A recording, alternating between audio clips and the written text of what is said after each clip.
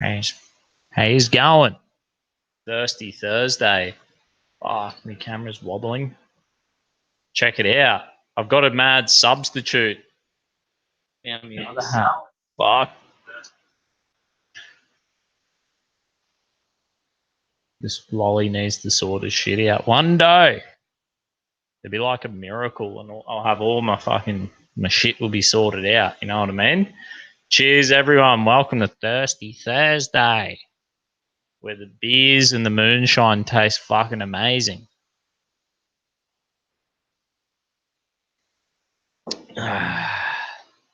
So what a fucking week. It's been real good. I've had the last few days off work. We've been a bit slow, and the boss is like, anyone want to have time off? So I did. Had some time off. It was good. Tonight we've got tonight we're having $3 shots of moonshine.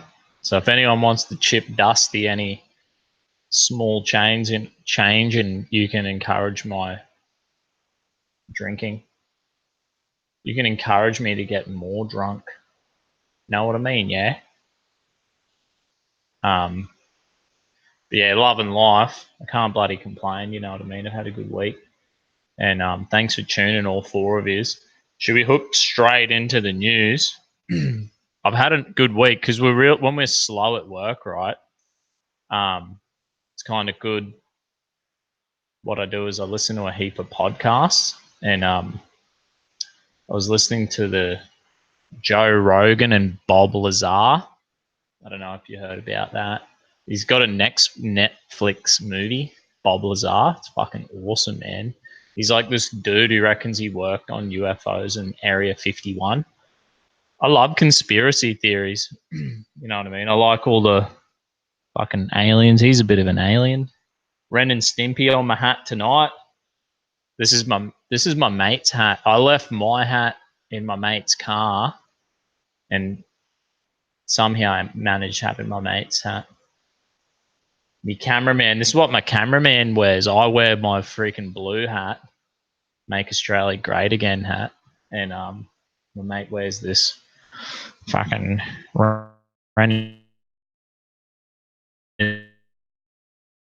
who else? This is the fucking cartoon Burka. I don't know who this dude is. Who is this guy? Anyone tell me in the comments section. I remember watching it when I was a young lad, but I forget. Anyway, let's fucking hook in, because there's some good crazy news out in this fucking world we live in. You know what I mean? And I've been listening to this. Like I said, I've been listening to Bob Lazar. I'm having a shot. Anyway, get the ball rolling here. Thank you, Bubba Gump, sponsoring my alcoholism. Cheers, world.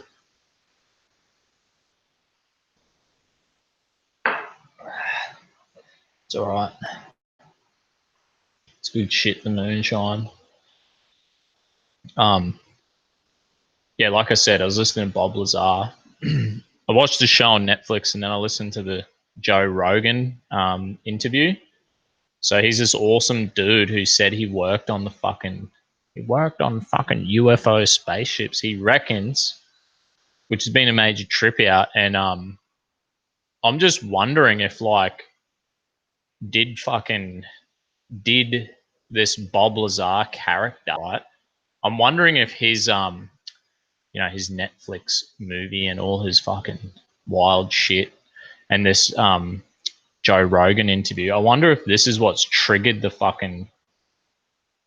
this movement. So I've got this article here: 180,000 UFO buffs signed up to protest and storm the Nevada Area 51. So people are gonna fucking storm Area 51, and I'm thinking it's because people who fucking have watched the Bob Lazar movie and the listen to Joe Rogan. Now, I think like people are like, fuck yeah, let's fucking go see these spaceships. Read a comment here. Is Trump and I can't even say that word, agency asset, and is Espinstein a Mossad agent? Yeah. Is that Mossad agent? Isn't that like when you work for the Jews or something? I have no idea, mate. I don't even really care. Um, Mate, they're all fucking. I reckon they're all pretty crooked. A lot of them. They're like it's like a double-sided coin, politics. You just got to remember that, eh? They all buddy and favor each other. You know what I mean? I think like where the people are going to win politically, it's all about our culture. It's all about individualism and culture and community. What are we doing? What are we doing? We have to create the world we want to live in. last resort is the politicians. That's like the last thing we should be worried about. It's all about like what the f we do. I reckon I wouldn't trust a lot of them. Hi, Dusty and friends. Regan, mate, how you going? Anyway, let's hook into this article because this is relevant. This is relevant to my other articles too. We're gonna fucking spin it all together like a fucking web. Anyway, let's read this shit about the aliens, the people fucking. They're gonna storm Area 51. An online attendance form has been signed by more than 180,000 people promising to gather in protest at top secret Nevada military base that many believe holds the key to information that can verify the existence of extraterrestrial life. Many have also announced intentions to force their way into the base. Holy shit. It's like, I always think about this. See how, whatever, if you're dealing with fucking, Islamic fucking dictatorships or you're dealing with communists, people power works against it all. You look at the Arab Springs, they just fucking rioted, went mental everywhere. And then you look at in Hong Kong, you know how they weren't happy about the fucking laws that they were passing on there. And they've had it in Vietnam as well. Millions of people protested them Chinese economic zones, and it fucking works. It gets a result. So this will be real interesting if people fucking actually get that shit together and they're like, we're gonna fucking protest and storm Area 51 because Bob Lazar is telling the truth,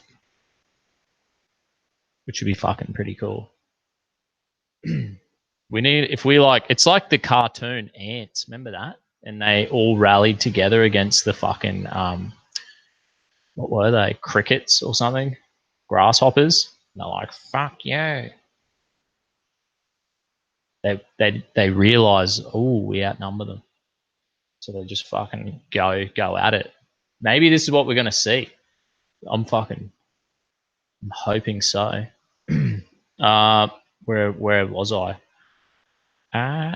Okay, this is not the first time those seeking the truth of whether or not the military has had direct contact with ETs have threatened large-scale protests at Area 51. The latest plan, in which details have been shared on numerous US news sites, include a July 9th report on a wherever it is, some fucking website claims that 181,000 people have committed to attending an upcoming planned protest in September. So we got more. It's pretty far down the track. So fuck that people could get that shit together and do that. I reckon even if they get 10,000 people, they should be able to fucking storm that place. But by the time September rolls around, they'll just move all that shit out of there anyway. So pretty fucking stupid. They should have planned that like a week out or 2 weeks out. Probably by then they would have moved it anyway. Okay, Area 51 installation has been rumored for decades to have participated in the recovery of downed ET aircraft dating back to the Roswell incident in 1947. The base is located near the salt flats of Groom Lake, approximately 420 miles south of Twin Falls. Anyway, the sweet thing, if you watch the Bob Lazar fucking thing on, I don't think it's on the Netflix one. It's not on the Netflix one. It's on his Joe Rogan interview. Bob Lazar reckons the alien fucking spaceships that he was working on. Is this just wobbling the whole time? Stop wobbling. Anyway, what he reckons, right? He reckons that the alien spacecraft that he was working on wasn't like a. He reckons they said that it was dug up. They dug it up. They were looking for like fucking dinosaur bones, and then they were like, dink. They were like, shit, what the hell is this? And they dug it up, and it was some ancient aircraft. So that's fucking tripped out. I was like, what a fucking trip. I think that's like couple of hours in. If you do listen to that podcast, and I recommend it. What am I doing here? But yeah, I wonder if you guys seen that yet. You should go to Area 51 and interview some aliens. Dustbo, yeah. I'm fucking bet you a sweet ass I want to go there and interview some fucking mad aliens. When I was in, this is a true story, right? When I was in, where the fuck was I? I was in I just finished high school, had my first job, and we were doing ceiling insulation. So we'd drive around with a truck, and then you climb on people's roofs and pump this shit into their roofs. And we're up the Sunshine Coast, somewhere near, there's like, must have been an Air Force base around there. And we're fucking driving along, and we're like, my boss, he's an Aussie bloke actually, is Andy.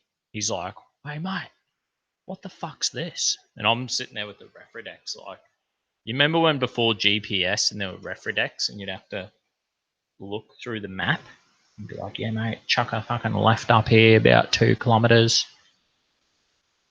I was the sweet voice that he would take commands from. Yeah, anyway, I'm there with my map, my book. I'm like, hey, yeah. And he's driving along, and he's like, what the fuck is that? And it was some UFO up in the sky. Hey, we didn't know what the hell it was, but we were like, dead set. He's just driving and driving, and there was this flying saucer in the sky for about probably 2 minutes, and we just watched it the whole time. And then it just fucking, and then it there was like a billboard, you know, billboards on the motorway, and it kind of like went like we're driving, and as it didn't go behind the billboard, but like as we kept driving, it was stationary, and the next minute it was just gone. We're like, what the fuck? And then the weirdest thing is the first house, the next job we did to put insulation.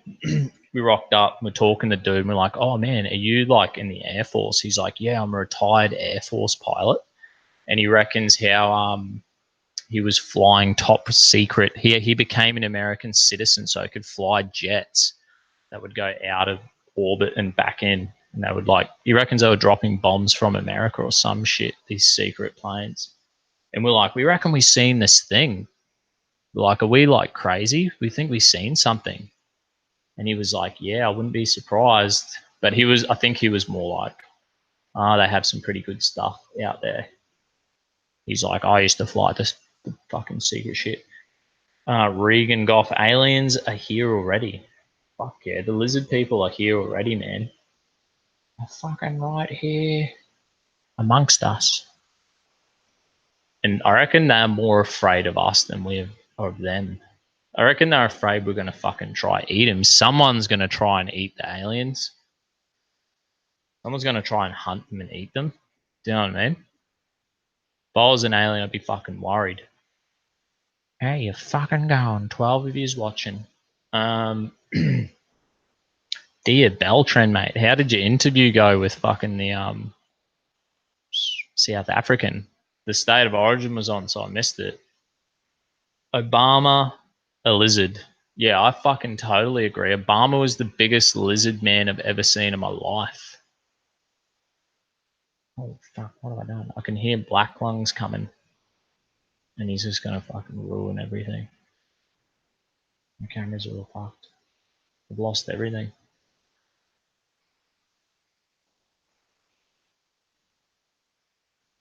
Holy. Alright, I'm back. Anyway, let's continue reading this article. There's probably not much in it. Here we go. Is that it? Is that the whole article? This guy is bullshitting me, eh? Anyway, you know this alien fucking spacecraft is you know, if you go, I recommend you go and listen to Bob Lazar and on Netflix, his Netflix special, and I recommend that you go and listen to the Joe Rogan one because it actually goes like more in depth of the whole thing. So this article's relevant to the lizard people. I'm building a case for the lizard people. You know, me myself, I think I've seen something up there.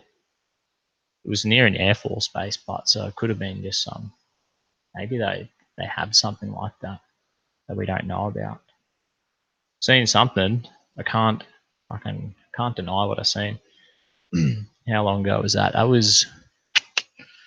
would have been back in 2006. So that was a long time ago. Now get this. This is an article relevant to what we're talking about, the lizard people. Summit News, Paul Joseph Watson, the fucking legend. This is what he reckons. Facebook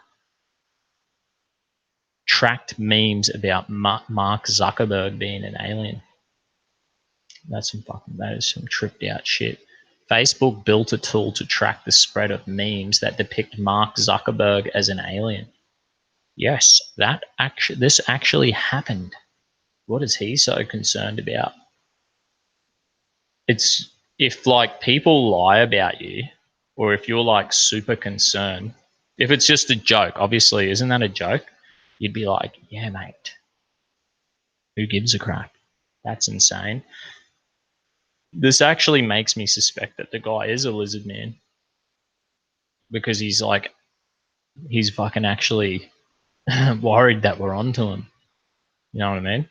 Storm Chaser has been used by Facebook employees since 2016 to track viral content involving everything from deleted Facebook campaigns to claims that Zuckerberg is an alien. In some cases, the company reportedly targeted sharers of such content with specialized messages to debunk bogus claims, report whatever it's called, the Gizmodo. I don't know. Yes, Facebook actually developed a tool to keep tabs on people claiming Zuckerberg was extraterrestrial. What a weirdo. Whether Zuckerberg himself had a role in this is unknowable, but it wouldn't be beyond the realms of possibility. Imagine being such a power mad narcissist that you use the resource of the 8th biggest corporation on the planet to monitor people on the internet making fun of you.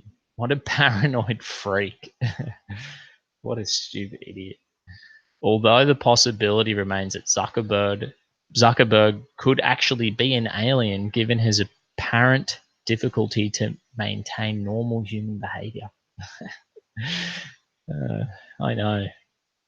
It's like when he did that, when he was in court or whatever, he had to face the Congress and he's like, should have just been. I'm doing a shot anyway. Zuckerberg, this is how you do it, bro. Pour it into the cup and you go, fucking yeah, mate.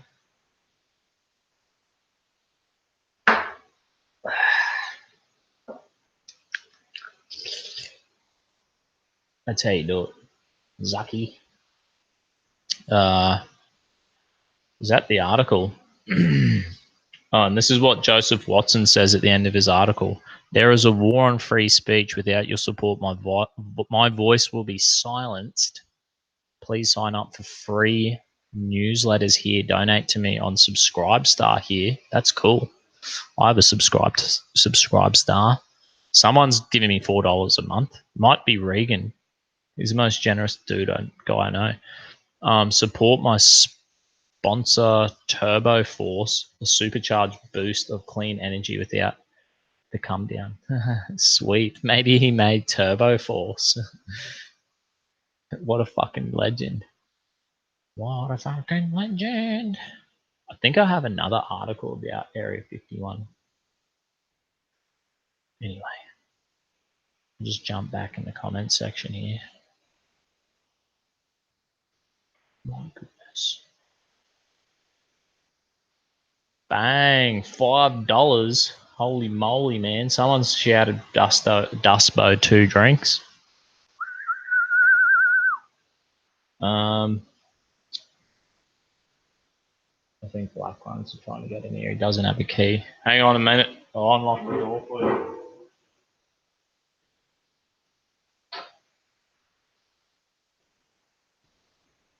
See you tomorrow, mate. I'm on live. Cheers. Fuck. Oh, the TV's fucked. Probably because they tried to fucking call me. No doubt. Hey, he's fucking going. I'm back.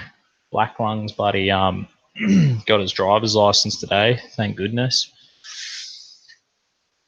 And he just gave me fucking back my bank card because he bloody. Anyway, you know what I mean. Other talk. Donated $5. That's. I'm gonna have 2 shots because of you, mate. I dropped the cost of my. Usually it's $5 for me to do a shot on Thirsty Thursday, but I dropped it down to $3 because I'm not working tomorrow. And I'm like, fucking, just want to hook in. You know what I mean? It's might wait 5 minutes before I have my next one. Know what I mean, yeah? Anyway, other talk. Breaking news. Mark Zuckerberg really is an alien confirmed. So we're doing some investigative journalism tonight, people. We're fucking shaking the tree of reality and we're coming up with the truth. Know what I mean? AOC drank out of the toilet, but it's just because she's dumb, not an alien. Yeah, that's the thing. We're battling the lizard people, and we're battling fucking stupid idiots. That's it. I think, like, honest to God, I don't even think like the LGBTQI and the radical Muslims and Antifa. They're just stupid idiots. That's all they are. If they weren't stupid idiots, they wouldn't believe in that shit, right? So either they're stupid. There's only 2 people who are fighting in this world, and that's lizard people and stupid idiots. Everyone can be pushed into that bracket. You know what I mean?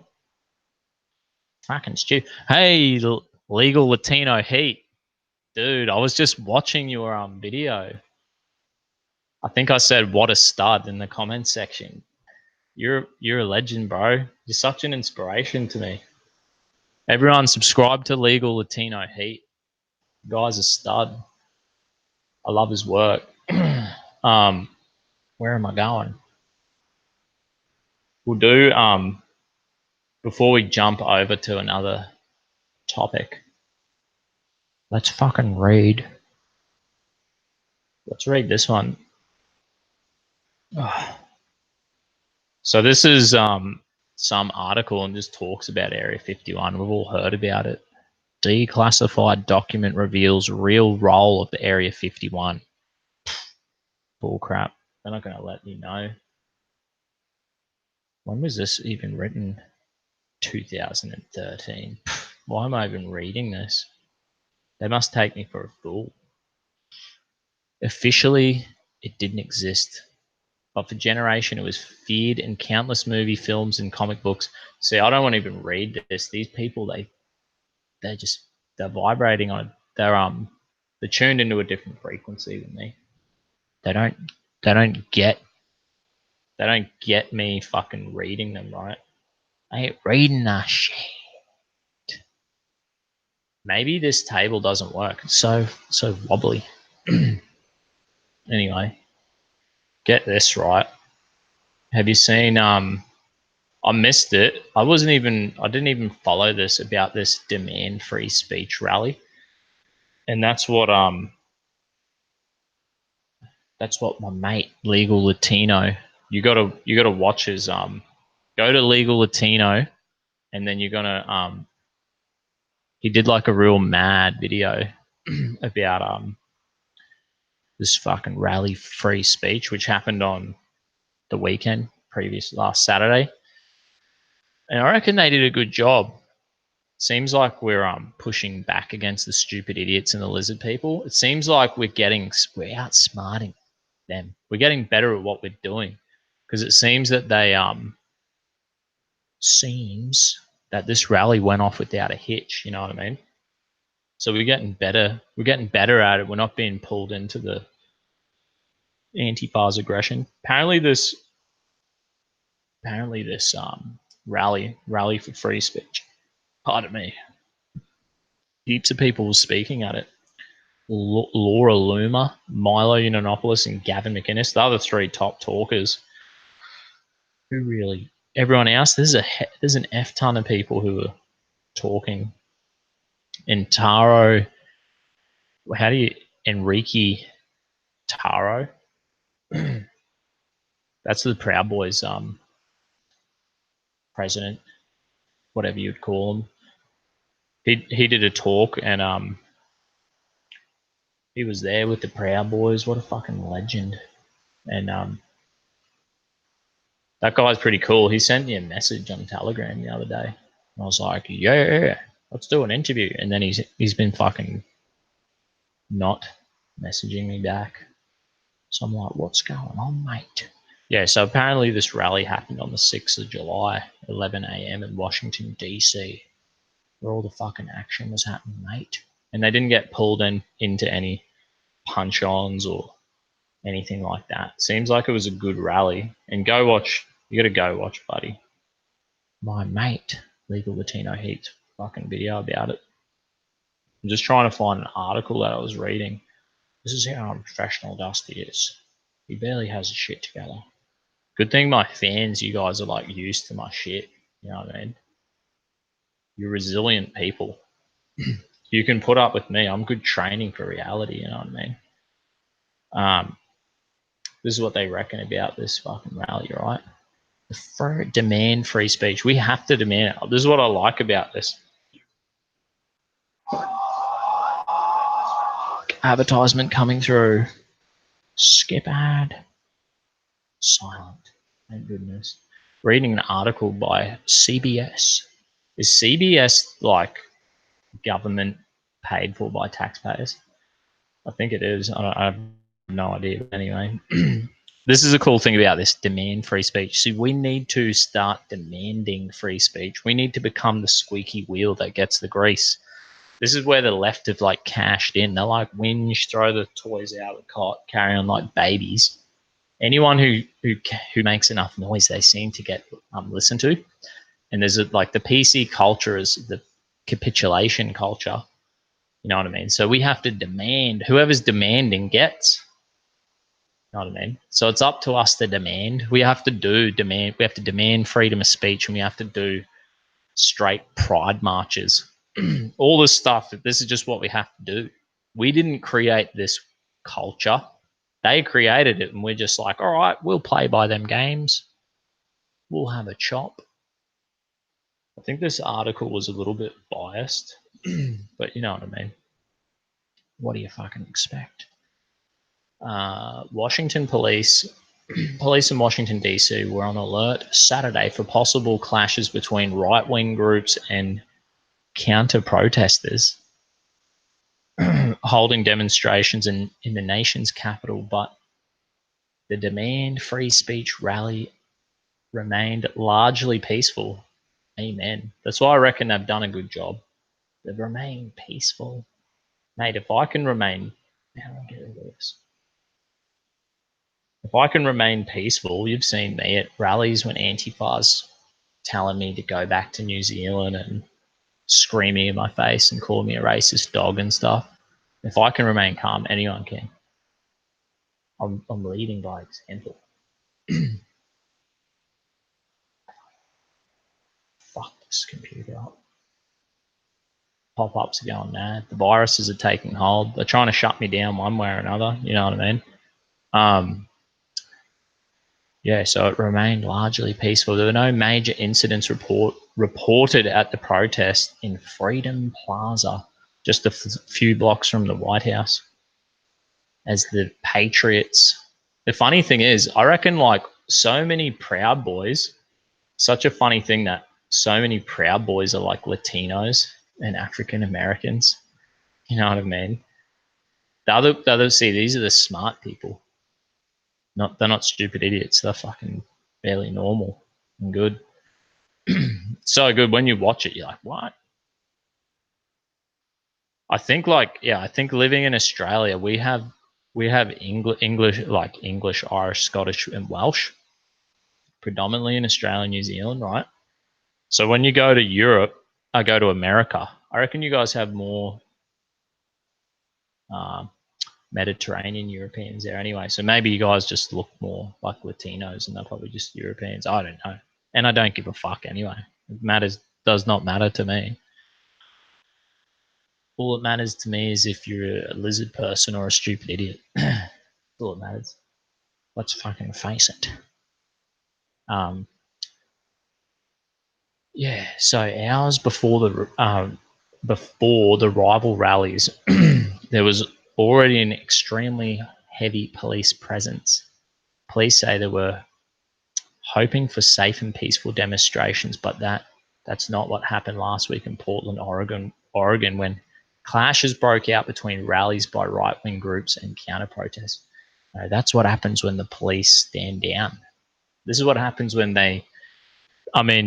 that's the good thing about freedom of speech. It's like, yeah, you issue a permit and you say, yeah, you can have a rally. And it's like, okay, we'll issue a counter-protest permit as well. And then you're like, all right, we have to have police there now. So don't stand down. If you issue the second permit, it's your responsibility to police it. You know what I mean? Because we clearly can see these Antifa are stupid idiots. And they're like, oh, in Portland, there were clashes. Of course they were, because they probably stood down. They didn't police it very well. Looks like Washington, the police did a really good job. Pretty much the police then are like actually just letting conservatives have their say, because if the police weren't there, Antifa, the fascist anti-fascists, they get upset if you have an opinion outside of their communism. Free stuff for everyone. If you don't believe that, you're a hateful bigot. Anyway, one of the groups involved in Portland demonstration was the so-called Proud Boys, who have been labelled a hate group by the Southern Poverty Law Centre and banned from Facebook. The Proud Boys also made an appearance at Saturday's demonstration. That's right, they banned us off Facebook. I was in the Facebook purge, and I had a decent following then on Facebook. Now I've got like 170 followers on Facebook. And then, yeah, they stopped me. They cut me down ages ago, probably 10 months ago, something like that. Almost, yeah, 10 months ago. So they cut me down, and they've also rubbished me. Called me, just like the Southern Poverty Law Centre saying, when they wrote an article about me, The Guardian, they were like, the nasty bogan and the Proud Boys. They actually quoted the Southern Poverty Law Centre thing, but the Proud Boys are suing Southern Poverty Law Centre. So what a bunch of silly, stupid idiots they are. You know what I'm saying here? Other speakers at the demonstration included controversial author Milo Yiannopoulos, The rally's website promoted an appearance from former Trump campaign advisor Roger Stone, but he did not show up. Stone remains under a gag order which actually blocks him from publicly discussing his ongoing legal case streaming from special counsel Robert Mueller investigation. Counter demonstrations gathered across the street with the goal of outnumbering the other protests and stopping alt-right and white nationalist messages from spreading. Hang on a minute. If there was like, if it was, if the alt-right people are multiracial, they can't be protesting for white nationalism. Maybe they're just protesting for nationalism. You know what I mean? There are two different things. Either they just paint every nationalist with white nationalism. You know what I mean? Western chauvinists. That's all they were. Just like the Proud Boys. Proud of the West and want to keep it awesome. Anyway. Counter demonstration gathered across the street. Yeah, with the goal outnumber. The Park Service said it gave the two groups permits to demonstrate federal agency workers with local police to make sure the protest stayed calm. Looks like they did a bloody good job. I think that's the end of this article. I was reading another article, and they were saying how Milo Yiannopoulos, he got up there, and he was like, he actually dressed in drag, and he dressed as a woman, and he's like fixing his fake boobs and his hair and carrying on like a pork chop. So I reckon that's hilarious. I'm like, good on you, mate. Good on you, Milo. Tell me the time over in America. 24 of yous watching. Thanks heaps for watching, everyone. Oh, damn. You guys have chipped in some money for me. I'm having enough. Fuck, did I have my second shot? They're fucking wasted now. Right. Regan Goff. Hook and lad, go Trump, go Tommy. Amen. And then Regal G didn't leave any comments, but that's another fucking two.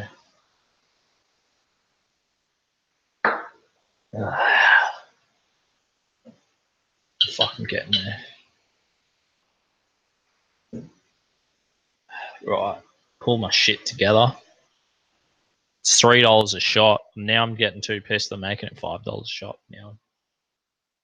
Cheers, fucking cheers, boys.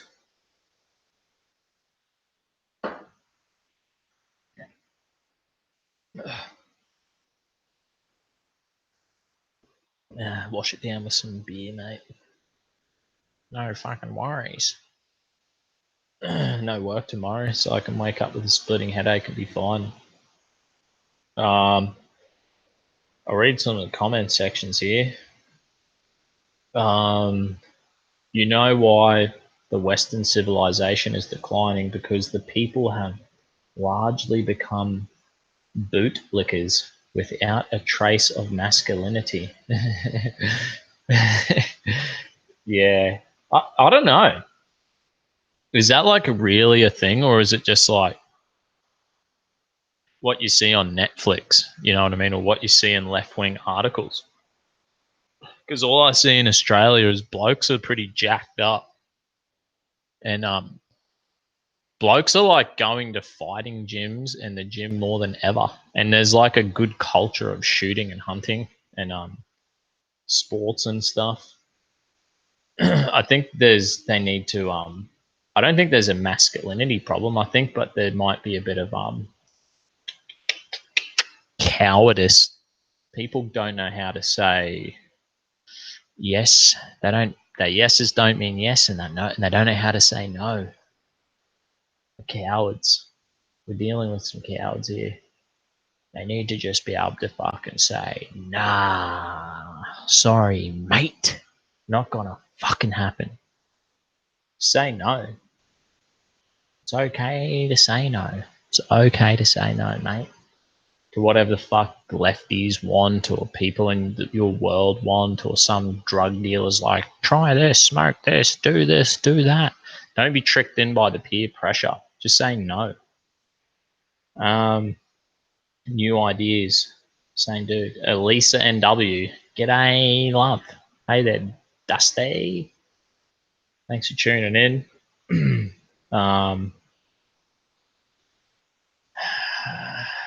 So new ideas. I can't demand liberty. One must take liberty.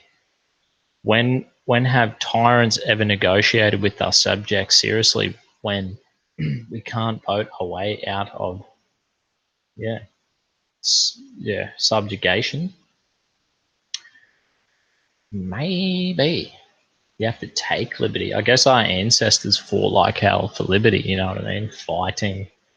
America led the charge. I mean, we got the Magna Carta, fucking the common law. That was amazing. Fought like hell to get democracy and, pull the royal families in line and have the awesome thing. That's the thing. We've created the modern world. We've created a free society, and they're pretty much just throwing the baby out with the bathwater. These lefties, they don't understand. I think they're just young people who they're getting pulled by the heartstrings, and they're like, "Don't you have compassion about these minorities and these issues?" And they pull the heartstrings.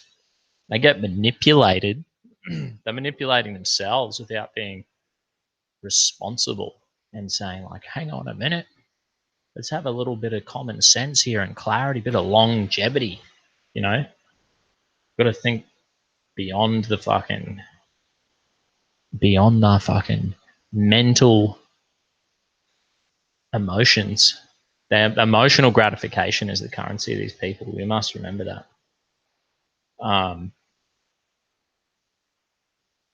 Them shots went down good. Them shots are for Tommy Robinson. Amen. Thanks, bro. Tommy Robinson's my hero. He's like the reason, if you see like all my old videos when I was going to rallies and shows, and the thing is, Tommy Robinson, he started the English Defence League. I reckon everyone was like, that was fucking cool. And Tommy as a leader was like so fair and balanced with this, right? He was like, yeah, no racism. We're just fighting for, it was kind of like fair and balanced towards gays and immigrants, but he's very skeptical of Islam. And he was obviously could see what the fuck was happening with the pedophile gangs. What do they call it? Child grooming gangs, right?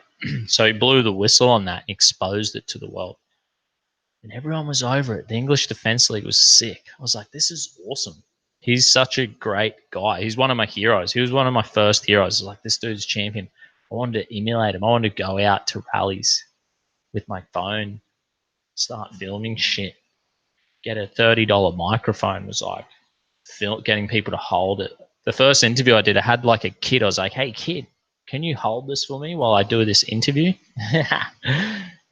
How fucking sweet. But it wasn't long before Facebook booted me off. And there was like nothing wrong with it. I guess they just don't want more Tommy Robinsons. But he was one of the first heroes to see do it. And then, they kind of shut down the English Defence League.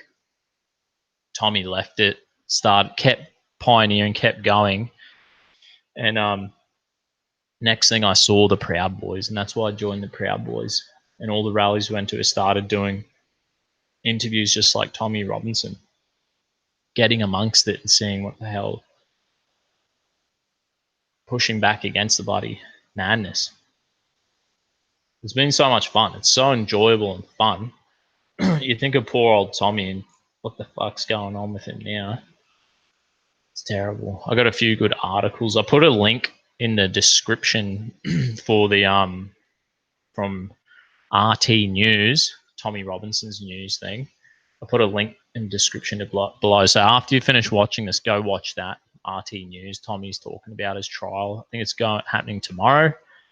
And also there's Gavin Mcinnes does an interview with Tommy Robinson. I'll put the link for that in the description section below. You'll see. So there are two dudes, Tommy Robinson. This is the thing. Tommy and Gavin Mcinnes, do you know what they are? They're like what we've had. I think in our society and culture, what we had is We traded in the meta heroes and the meta culture, which is Christianity. We traded that in for atheism, and then we were left with nothing but our physical gratification, stimulation of the nerve endings, and our emotions, which is it's another form of gratification. People are now led by their emotions and their physical desires and our emotions. But what we need to do to push back against the bullshit, right? What we need to reinstate meta heroes. We need a hero, meta heroes. That's what we had in the past. That's which made us awesome, which made us powerful. Do you know what I mean?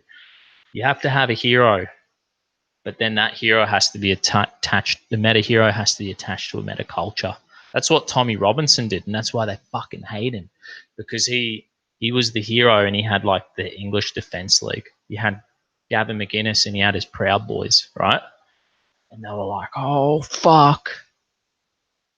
They're doing it. They're doing what their ancestors did. They're doing what makes them strong again. And they can't have it. They try to silence you. They try to, look what they've done to, same with Alex Jones. He's the same. 3 dudes who have done that. I was really excited. I don't know if you remember when, what do you call it? The War Room with Owen Schroyer. He had fucking, pardon me. He had he had a thing a while back and it was like info warriors. He was talking about info warriors. I was like, yes. They've got their meta heroes, info wars, Alex Jones, David Knight and Owen Schroyer. They're like the meta heroes, but they need to establish a meta culture, like where someone is actually doing something more than there has to be where these videos, right? These videos and these fucking social media posts, this fucking matrix that we're operating through has to transition into physical boots on the ground, bums on seats, people going to rallies, this is what I was saying about the fucking Area 51 thing.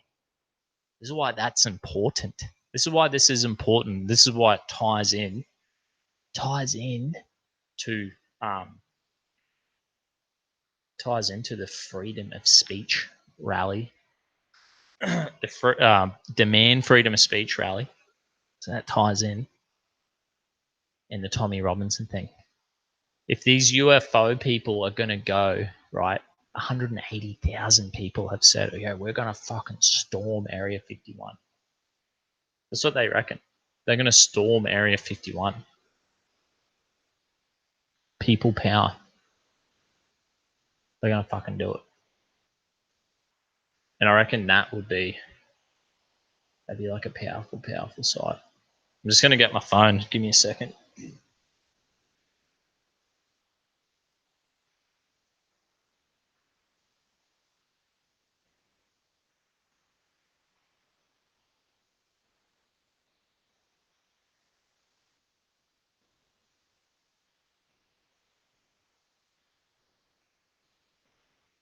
I'm fucking back. I had to get my little man back on there.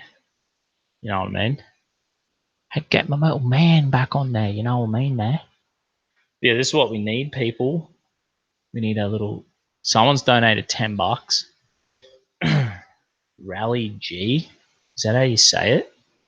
Damn, $10. Fuck, I can't have that many shots now. I'm too fucked up. Too wasted. Anyway, suck it up. Slap myself in the face. Don't know what that beeping is. Sorry, everyone. It's from fucking. Somehow it's through this buddy from Telegram. I'll have another shot soon. Yeah, so this is the most important thing. This is why I really was drawn to Gavin Mcinnes and the Proud Boys, right? and where I got this idea from about the meta culture and the meta heroes is obviously from our mate, my mate, from my mate, Jordan Peterson, because he talks about this because he understands like meta cultures and meta heroes. And when you think about it, it's just like I always think about this, like the Aboriginals, right? How they were like, "Hey, mate," for 1,000 years or something. They were like, "Don't eat that tree; it's poisonous. It's going to kill you." And they just went around telling people, "Now, don't do that."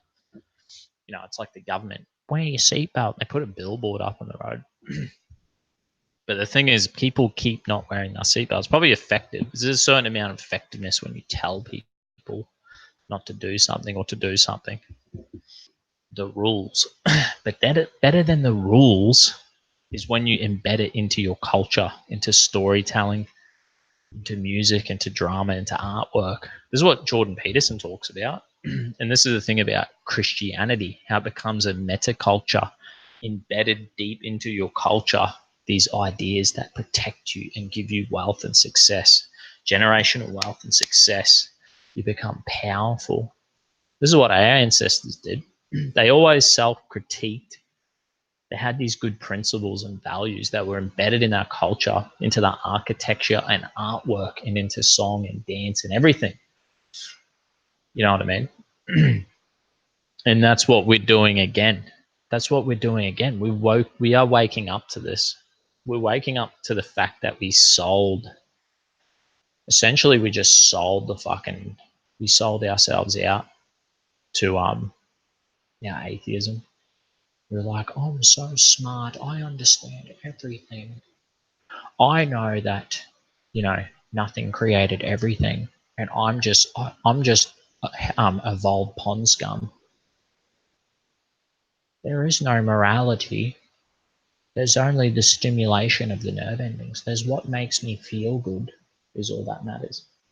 That's what rules and reigns supreme in the heart of the atheist, and that's why this is why the left, this is why the left wing Antifa, the atheist, the soulless, they have no soul. They don't even believe they have a soul. They just believe they're just fucking evolved pond scum. And our God is their nerve endings and their emotions. That's what rules and reigns supreme in their lives. Thanks heaps for the donation, Rally G. Is that like Ali G but different? Read that. InfoWars Army. Yeah, they had Info Warriors. Owen Schroyer was talking about it, and I don't know what the hell happened to it. Hopefully they bring it back. I created one of the InfoWars chats on Telegram if you're on there. It keeps on having like Russian bots going there. And they try to fucking make it. They try to make it, I don't know, try to get it fucking platformed on there on Telegram. I'm sure that's our plan. David Knight, anyone else ever on InfoWars? Yeah. I just worked out on my phone. This is why I have my picture back there. I was watching InfoWars today and I was like, I worked out the Chromecast that you can do mirroring the image on your phone.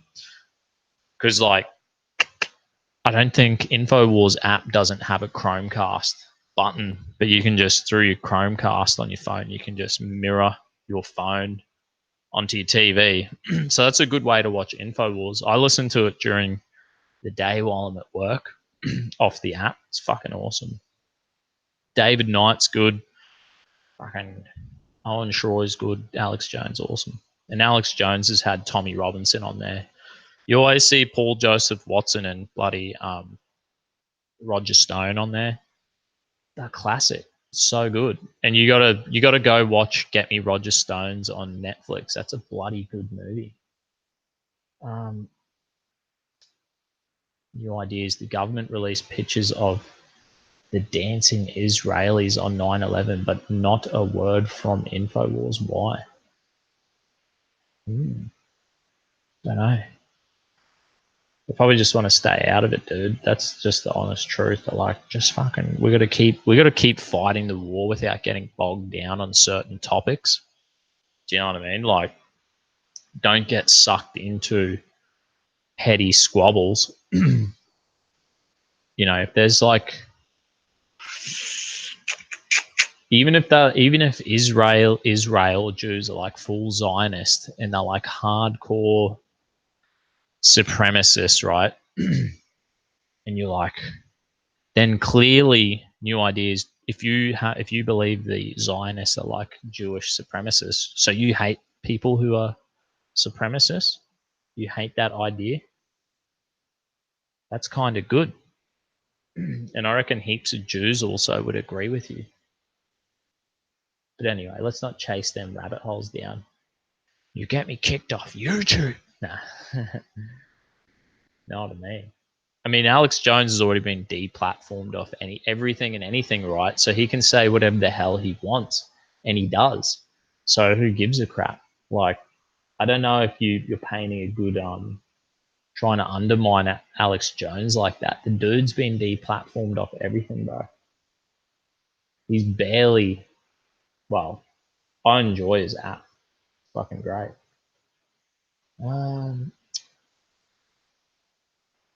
Nobody's denying Zionist influence manipulating things behind the scenes. Yeah, no one's denying that. No one's denying that the Russians aren't doing that, that the communist Chinese aren't doing that, that the Muslim with all that oil money aren't doing that, or if that America, everyone's doing that. Everyone's doing it, mate. I'm doing that. We're all having a crack of trying to influence the world, trying to create the world we want to live in. That's what we're all doing, mate. I'm trying to have a crack. They're only able to do that because they're in control of the US media, which is also gives them influence over other things. Anyway, I don't want to get bogged down into all this stuff. What other news articles do I have here to read? Let's get on to the Tommy Robinson thing. I think we've done pretty good. Definitely encourage everyone to go to Gavin Mcinnes' YouTube channel. He has like a good he talks about the Demand Freedom of Speech rally. So yeah, go to fucking Gavin Mcinnes' video YouTube channel or freedomofspeech.com and you can watch the videos of Gav's speech and all that. You know what I mean? And you can read all this. You can watch it all, find out what happened at that rally. It seems like it was a great success. Like I was saying, we need to start demanding. We need to become the squeaky wheel. Like they're the squeaky wheel and they demand like all the stupid idiot stuff. Well, we need to also become the squeaky wheel. We need to start protesting. We need to start throwing the toys outside the cot. We don't have to be violent. We don't have to do anything like that, but we need to get our butts off the seats, man. And how we're going to do that is, yeah, but we need to have our meta heroes and our meta culture fully established. If you are an atheist, there's like hope for atheists now because atheists could join the Proud Boys and be a part of our meta culture. Apart from the stimulation of your nerve endings and being controlled by your emotions, you can reattach yourself to a culture. You know what I mean? And remain an atheist. I would encourage people to be secular Christians. That'd be great for you. That's how I started being a Christian. I was like, I'm doing this. It's going to be better for me. I wanted to win and stimulate my nerve endings and my emotions. And I was like, yeah, this is kind of going to be good for me. So I went selfishly to church as like a secular Christian. And that was my meta culture and my meta heroes as an atheist. And after a while, I was like, oh, yeah, I'm going to put my trust in Jesus. If I can have a hope beyond the grave, that'd be great. Mosquito in here. Anyway, going on bloody tangents again, which ain't too bad. Anyway, Tommy Robinson to be sentenced for contempt of court, eh? Where is this article? Is there like an article and there's nothing written about it? Are you joking? Here's an article. So whatever that article was, it was crap. Tommy Robinson. This is written by my mates at the Unshackled Waves, which is like on my phone. I have TR News, Summit News. TR News is Tommy Robinson and the Yemeni News, and then I have Summit News, which is Paul Joseph Watson. Then I have Infowars app, and then I have the Unshackled Waves, which is a good Aussie one, which they write like articles and have YouTube channels and stuff like that. And it's good to get plenty of good news. So this article's written by the Unshackled Waves. Tommy Robinson talks to Gavin Mcinnes before sentencing. Oh yeah, let's have a read of this. Tommy Robinson claims he will be killed in jail, gives a final interview with Gavin Mcinnes. Judges are set to give the detailed reasons for contempt ruling the High Court later on Tuesday. Is this even a good English accent? Once I start, I lock in and I can't stop. Know what I mean there?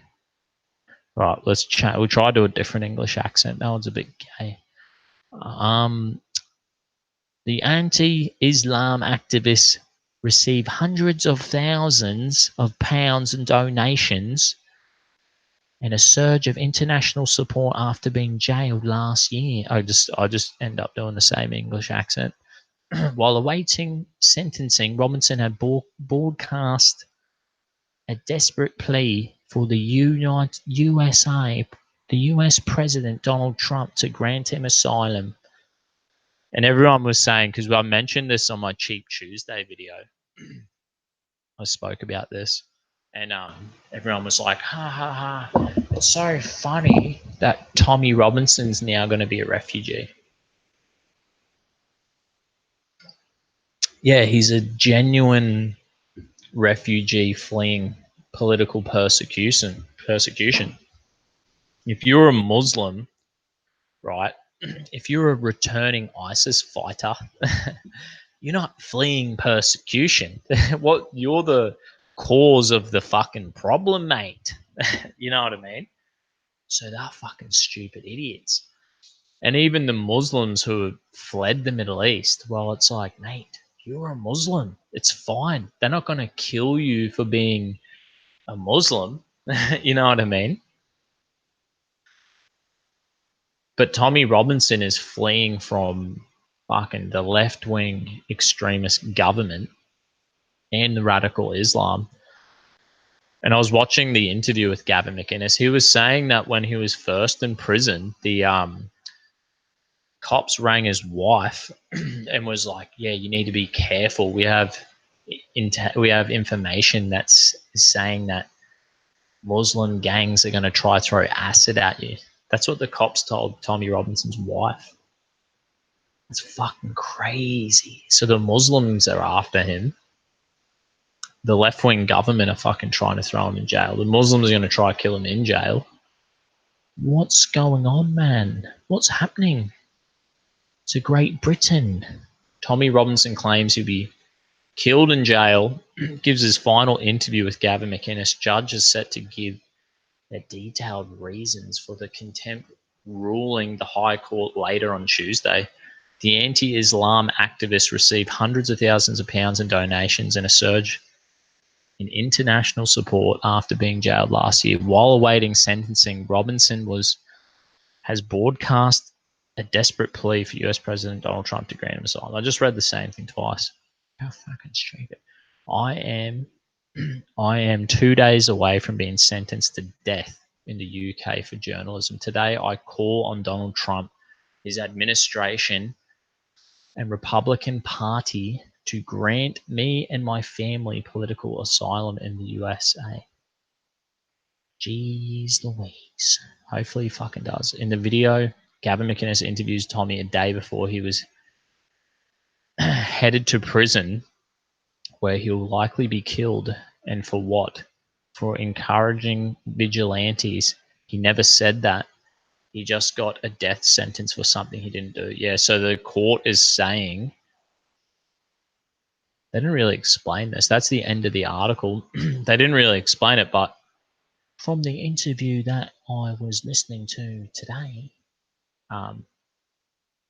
what's going on is, what the court has said is they're like, they've gone and said how Tommy, they reckon they've somehow twisted it and said that Tommy's actions by going to the court is encouraging people to, encouraging his supporters to like persecute these fucking child rape gangs. What are they called? They're called sex grooming gangs or something. Pedophile child sex grooming gangs. How fucked up is that? So they've twisted it and they've said that he's they're fucking manipulating it like that. How fucking retarded.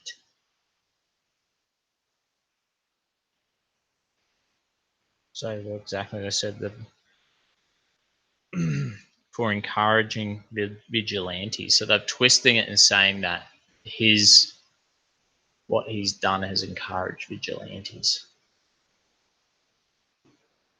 Just fucking crazy. Let's read Tommy Robinson on RT News right now. Let's have a read, man. Cool. Tommy Robinson guilty. What's this say? A hero is an ordinary individual who finds the strength to preserve and endure in spite of overwhelming obstacles. Christopher Reeves. So who said that? For years, Tommy Robinson has worked to save English communities from the destructive effect of Islamatization.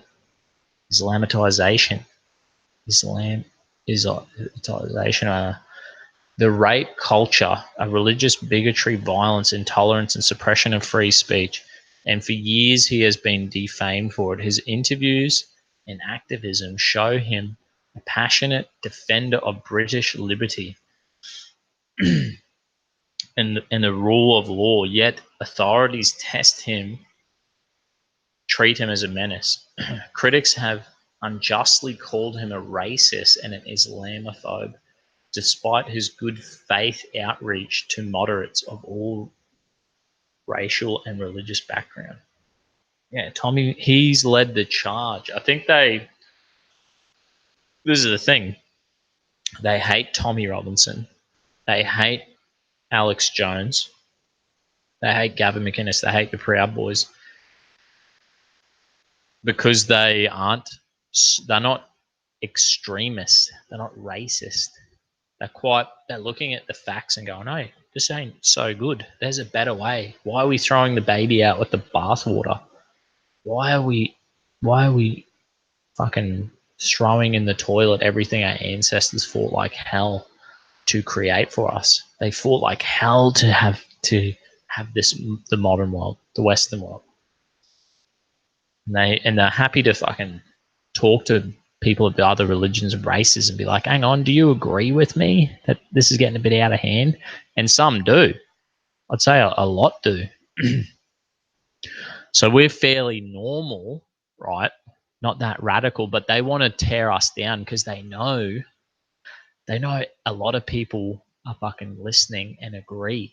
They want to tear down our heroes, so they think that we'll be like, oh shit, and it'll silence us, and we'll be like, oh fuck, better say nothing because we don't want that to happen to me.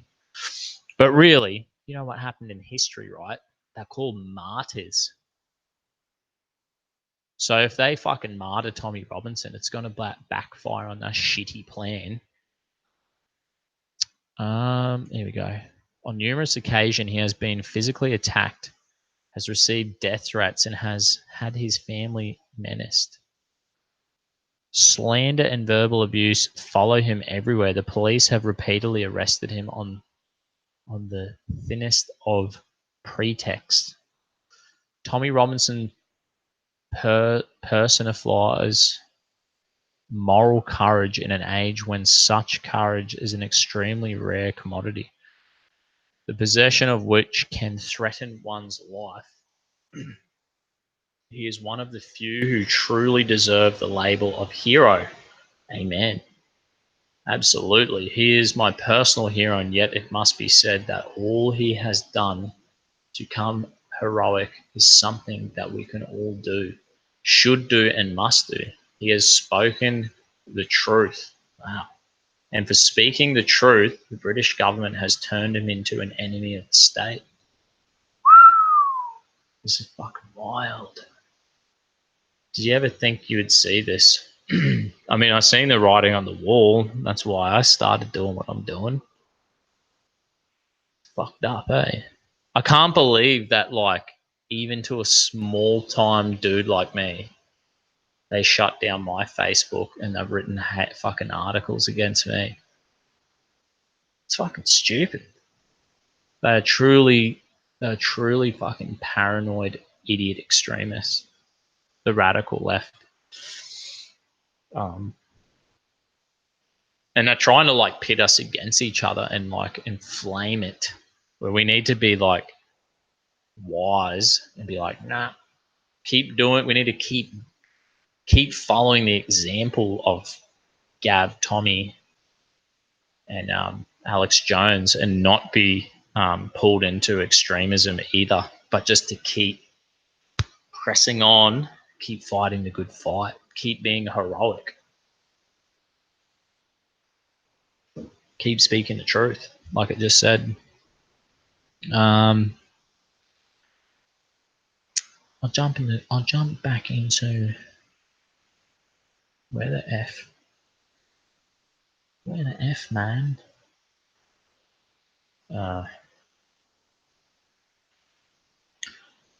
What the F is a secular Christian? I guess a secular Christian, someone who doesn't believe in Jesus' resurrection. They might be like, yeah, I could participate in communion, baptism, prayer. You probably wouldn't want to do prayer, fasting, giving.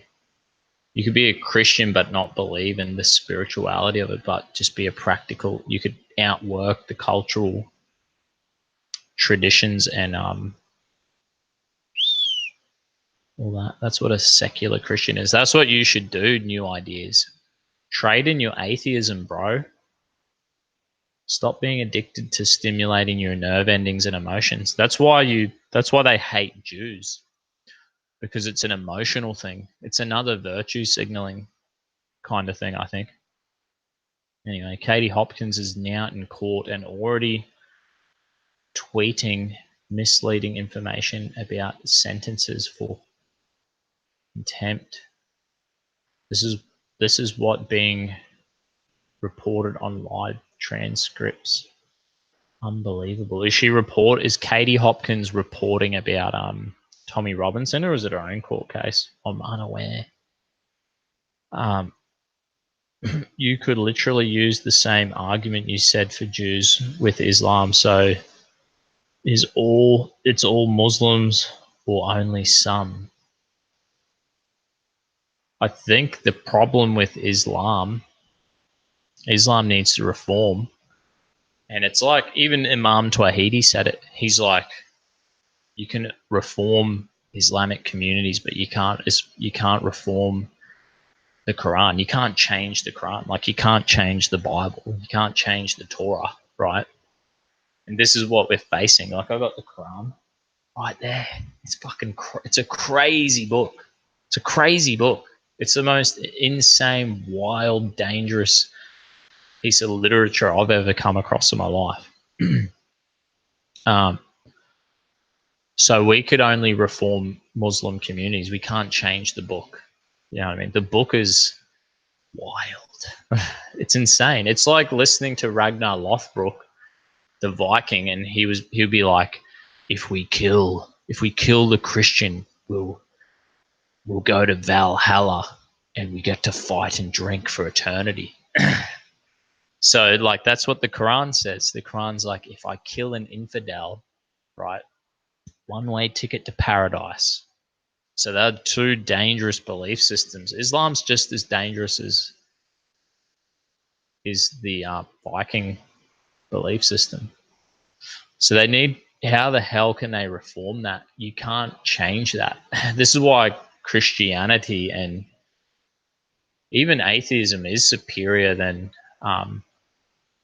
I guess it is. I mean, under atheism, it doesn't matter. There's no objective moral standard. It's all what individuals think. If an individual wants to kill someone, they're just like, that person was annoying, so I topped them. That baby was going to interfere with my lifestyle, so I topped them. My mother and father, yeah, they were sick and old, and I wanted their inheritance, so I gave them a green injection. It's all justified under the atheism. It's another dangerous belief system. It always 85% of the time leads to communism, or leads to left wing extremism. So how do you reform them? How do we reform it? You need to reform it. You can't reform the text or the book or the core philosophy, can you? But you can reform the individual. You can reform the community, you know what I mean, with a meta culture. And maybe for them, they could adopt like secular Christianity as a meta culture. And they could maybe still identify with Islam or atheism.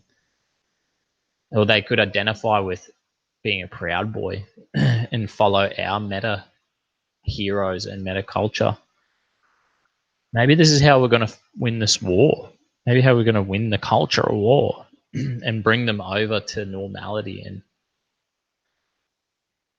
a good way to live life.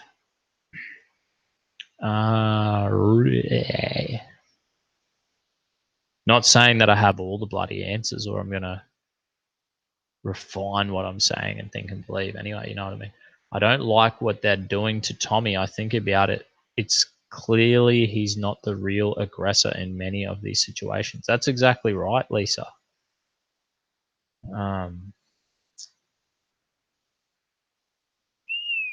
It's more than an emotional response. Holocaust compensation has provided financially lucrative Holocaust denial laws are in place over 17 countries.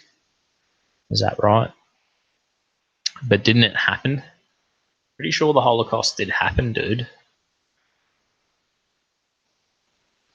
So I don't know. What are you denying? Are you denying? You say, yeah, it's historical fact. Now, time to remove the guilt complex. I agree with that. Historical fact, the Holocaust. Now it's time for the Germans or whoever the fuck is a stupid idiot and has some kind of guilt complex. I feel really fucking bad about something I never did. Someone else did. wasn't us, mate. Wasn't you Germans. It was the Nazi party, and we wiped them out. They don't exist anymore. The National Socialists. But they're coming back. They're coming back, the National Socialists, and they're called Antifa, and the likes of the left. How far are my comment sections away? Where am I? I'm losing it here. In regards to Muslim, why would we bomb Iraq and Afghanistan, then invite them to our country and expect them to not hate us? Let's say China nuked Australia, then we move to China, we'd hate China. Yeah, I agree. I think it's stupid, man. It's idiotic. I'm gonna get my phone.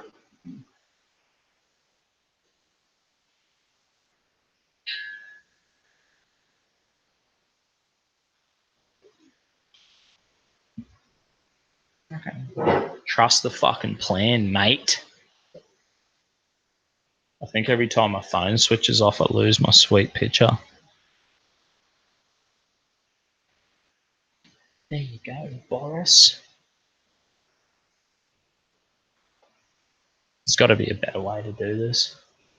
One day I'll fucking figure out life, you know what I mean? Yeah, I agree with you on that one, mate.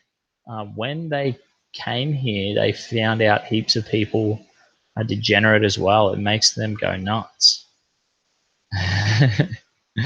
Yeah, there's heaps of stupid idiots everywhere. When they can, New Zealand anti-gun laws make their people criminals overnight.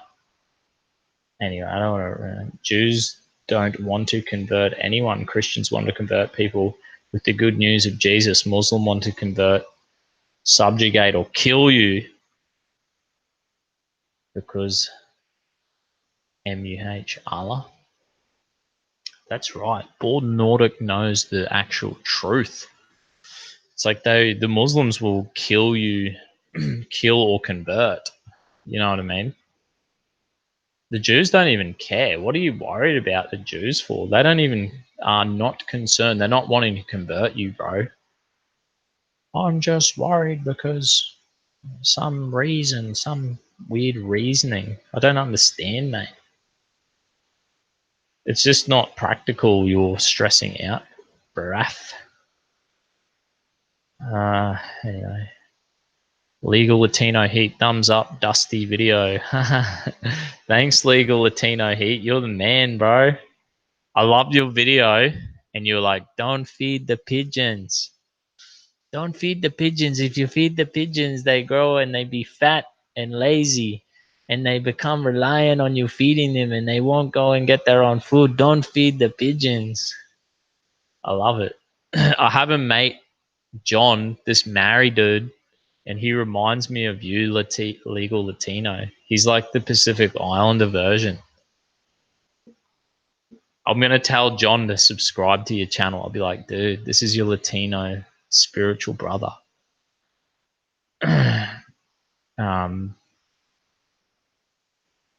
Bieber anti-bullying. Atheism is worse than Islam as well. That's how you get degeneracy.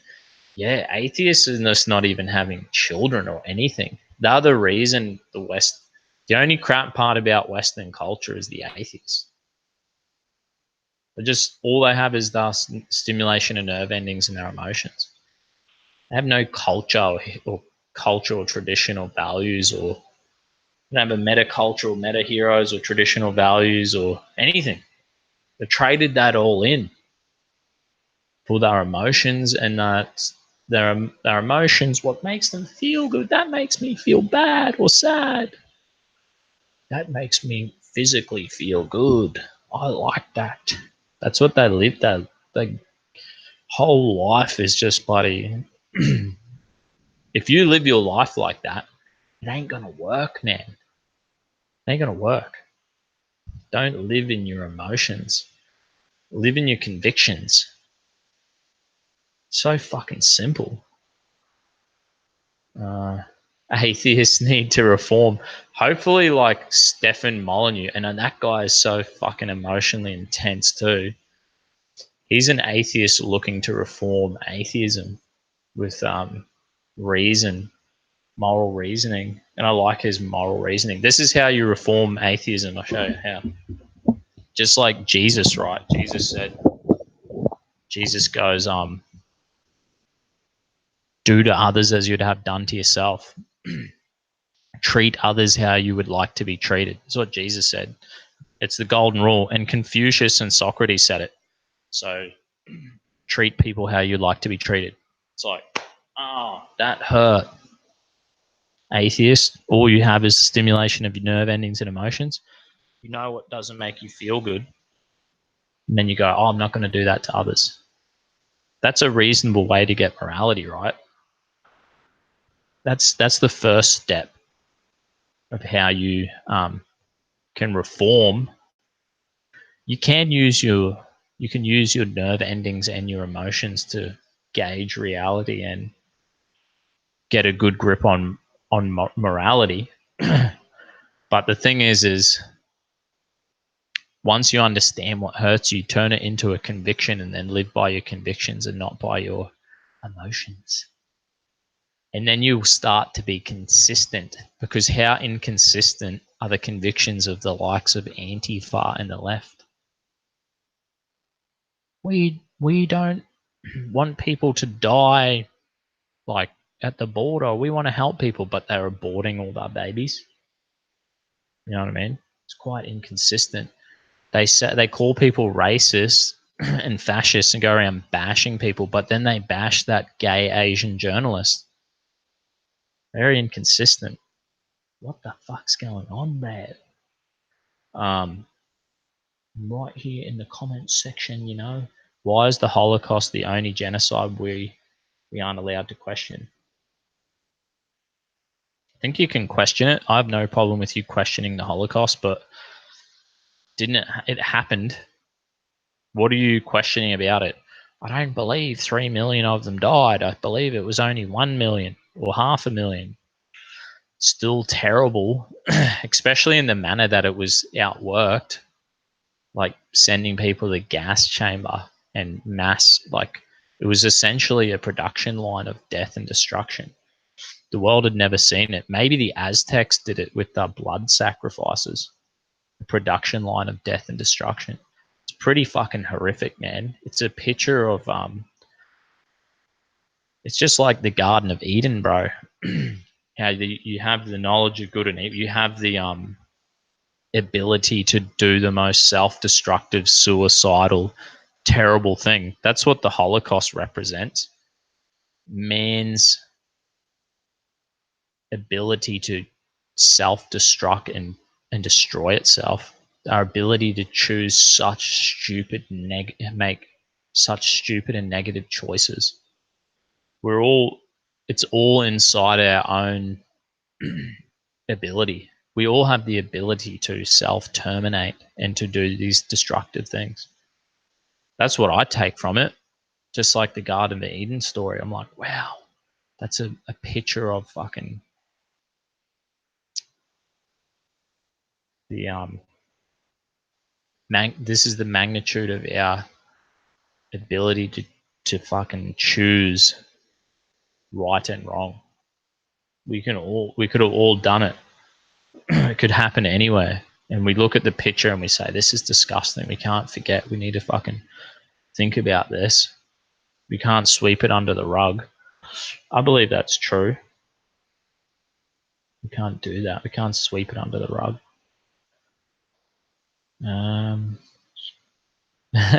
Regan, you can't reform them. The only way is to deport them. I believe, yeah, we should be. I agree in that statement that there's a certain kind of people who are so attached to that belief system that they need to be deported. Like these radical, it's just like anyone who breaks the common law. This is the thing about like Western nations. We have a common law. I think I need to do another shot. I think I'm square now. We have the common law, right? We're all equal under the common law. Doesn't matter if you're religion or wealth or social standing or position of power. If you break the common law, which is quite reasonable, and we probably all agree on it, yeah, you should be deported. Like, I'll be deported back to New Zealand if I break the law. You know what I mean? And I agree, if you're that fucking wild and stupid, we shouldn't send you to a prison cell. We should deport you and send you to a prison in wherever the shithole country you came from. Remember that movie? Is it called Minority Report with Tom Cruise? And they like use them weird zombie people. I think they're like, what do they do? They're like some kind of mind reading technology thing, and they can tell who they like arrest people for crimes before they commit them. and this is the thing. If you're such an extremist, right? This is what Regan's saying. If you're such an extremist, you believe in such a toxic and poisonous belief system, we can see that how negative that is. And we can see that it is highly, the likelihood of you choosing to outwork your belief system is fucking quite high. And so we say, yeah, we're pretty concerned about this. Maybe we're better to not let you in the first place, or maybe we're better off to deport you. I guess it's like the realization of how dangerous a belief system is, and saying, yeah, we don't really want to be around that belief system. Now, that's like the thing about the Vikings. Like if I'm sitting on the beach and I'm fishing and I'm like, yeah, mate, hope we fucking cheers, boys.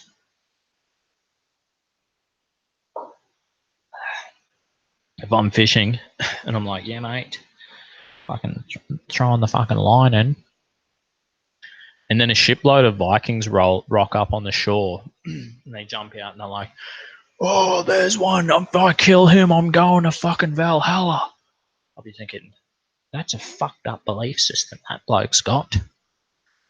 Now, despite the fact that the guy would have white skin and blue eyes, it's regardless of the matter. It does not matter that he looks like me. I don't give a fuck what the guy looks like. It's the belief system he has that I'm concerned about. That's putting my life in jeopardy. And those are my loved ones. It's at that point that you go, right, I think we're going to have to send these guys back. You know what I mean? Until they reform. I think there's like a case to be made about that. You know what I mean? It's just the fact of understanding the idea. This is what George Bush did, right? As soon as 9/11 happened and he stood at fucking the wreckage site, ground zero, I think he held the Quran and he was like, this book and these Muslims, this is a religion of peace. Straight up. That's what they said. It's a religion of peace. You can get it in Tommy Robinson's book. Where's my fucking Quran? I think it's in my sauna. Tommy Robinson's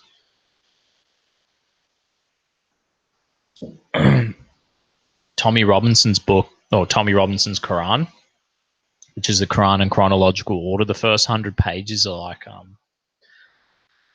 it's the 100-page introduction. It talks about the history of the religion of peace and how that all started. And it's kind of like he builds the case and says how like the CIA, historians, everyone knew that Islam is a religion of war, like the Vikings, a dangerous philosophy, and what George Bush and Barack Obama, and Hillary Clinton, and all these people in the mainstream media, the reason why they said it was a religion of peace, it was a manipulation. They themselves knew that it was a religion of war, a death cult. So what they did was they were like, right, we can't reform the book. We can only reform the people. So what we're going to do, and they realized that it's something like 90% of Muslims don't read the Quran or have never read the Quran. You know what I mean? It's probably the same as Christians. I reckon 50%, 60% of Christians don't even read the Bible. Anyway,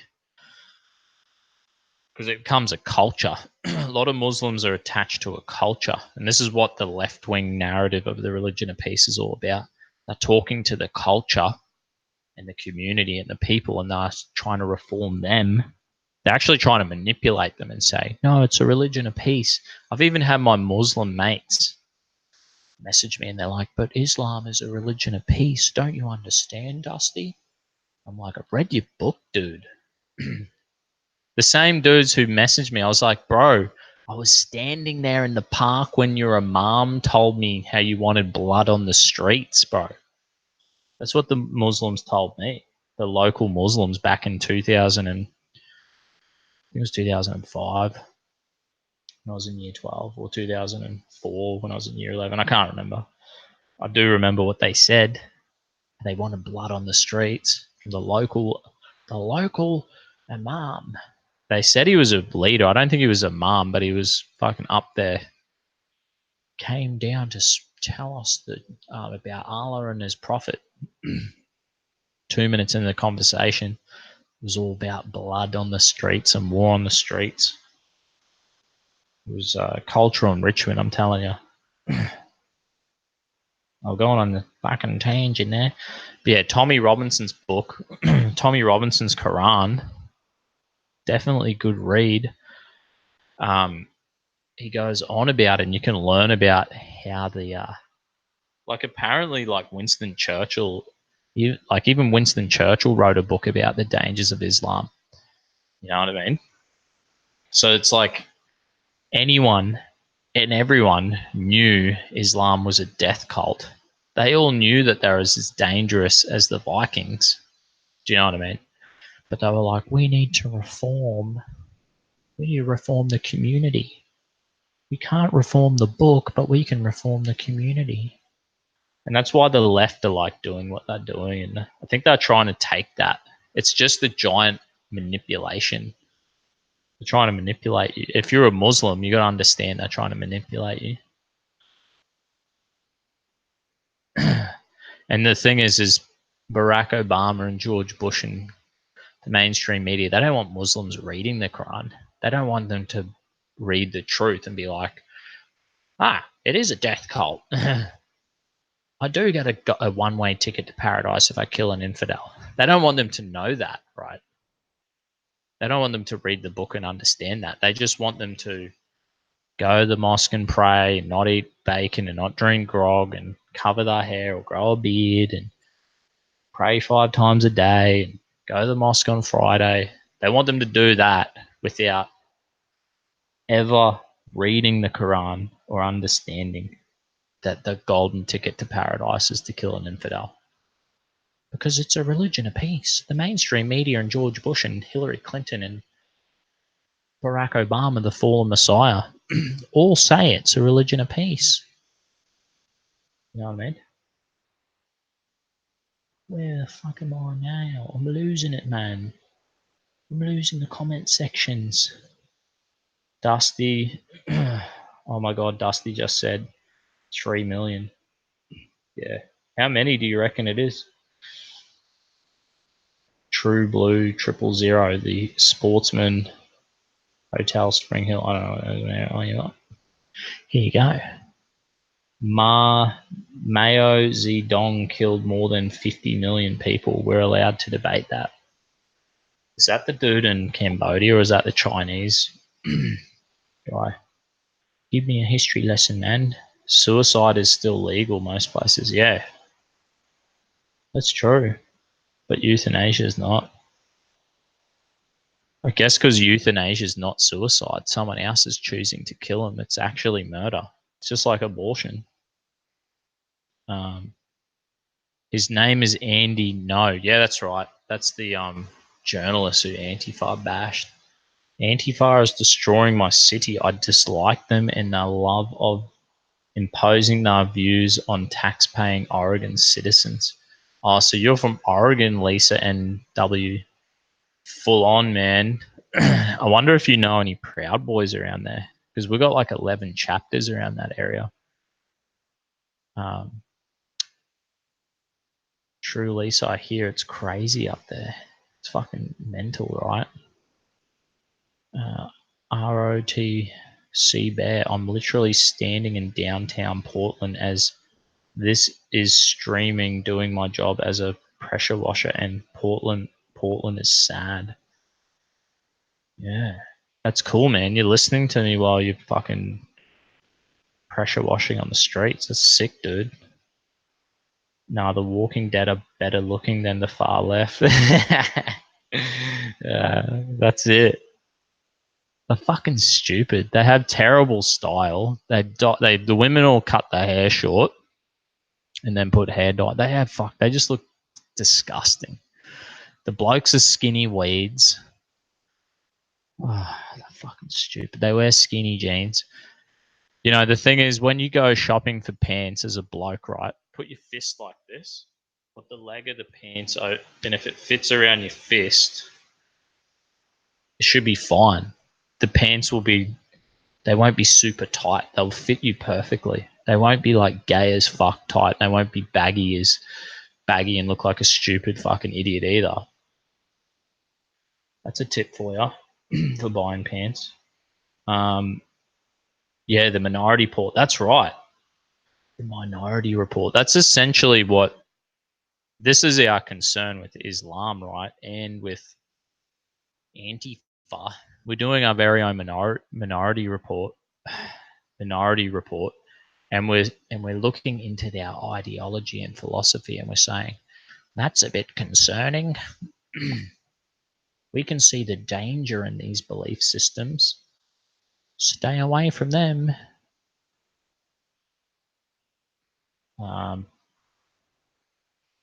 Yeah, they stop crimes before they start through police. That's right. Actually, a good movie. Tom Cruise is not bad. I watched his new American Made, I think it's called, on Netflix. It's a fucking good movie. I get tired of always talking about it, but I'm at the moment trying to understand why Antifa and the commies want their stupidity imposed on the ones who don't want their crap laws. They are stupid. They are so fucking stupid. You know what I mean? They are fucking the most idiotic people out. No one believes in this. I don't even know if they believe in this either. I think being a young person, I remember being younger, and like getting angry and feeling angry and being led by my emotions. And I think that's where these Antifa people are at, because they all seem like between the age of 16 and what, 25. Let's say 15 and 25, that 10-year age bracket. And they're like led by their hormones and emotions big time. They can't see reasonably. They're fucking idiots. Damn Dusty, getting proper. Yeah, I did. It's what's this? Any other there, you know?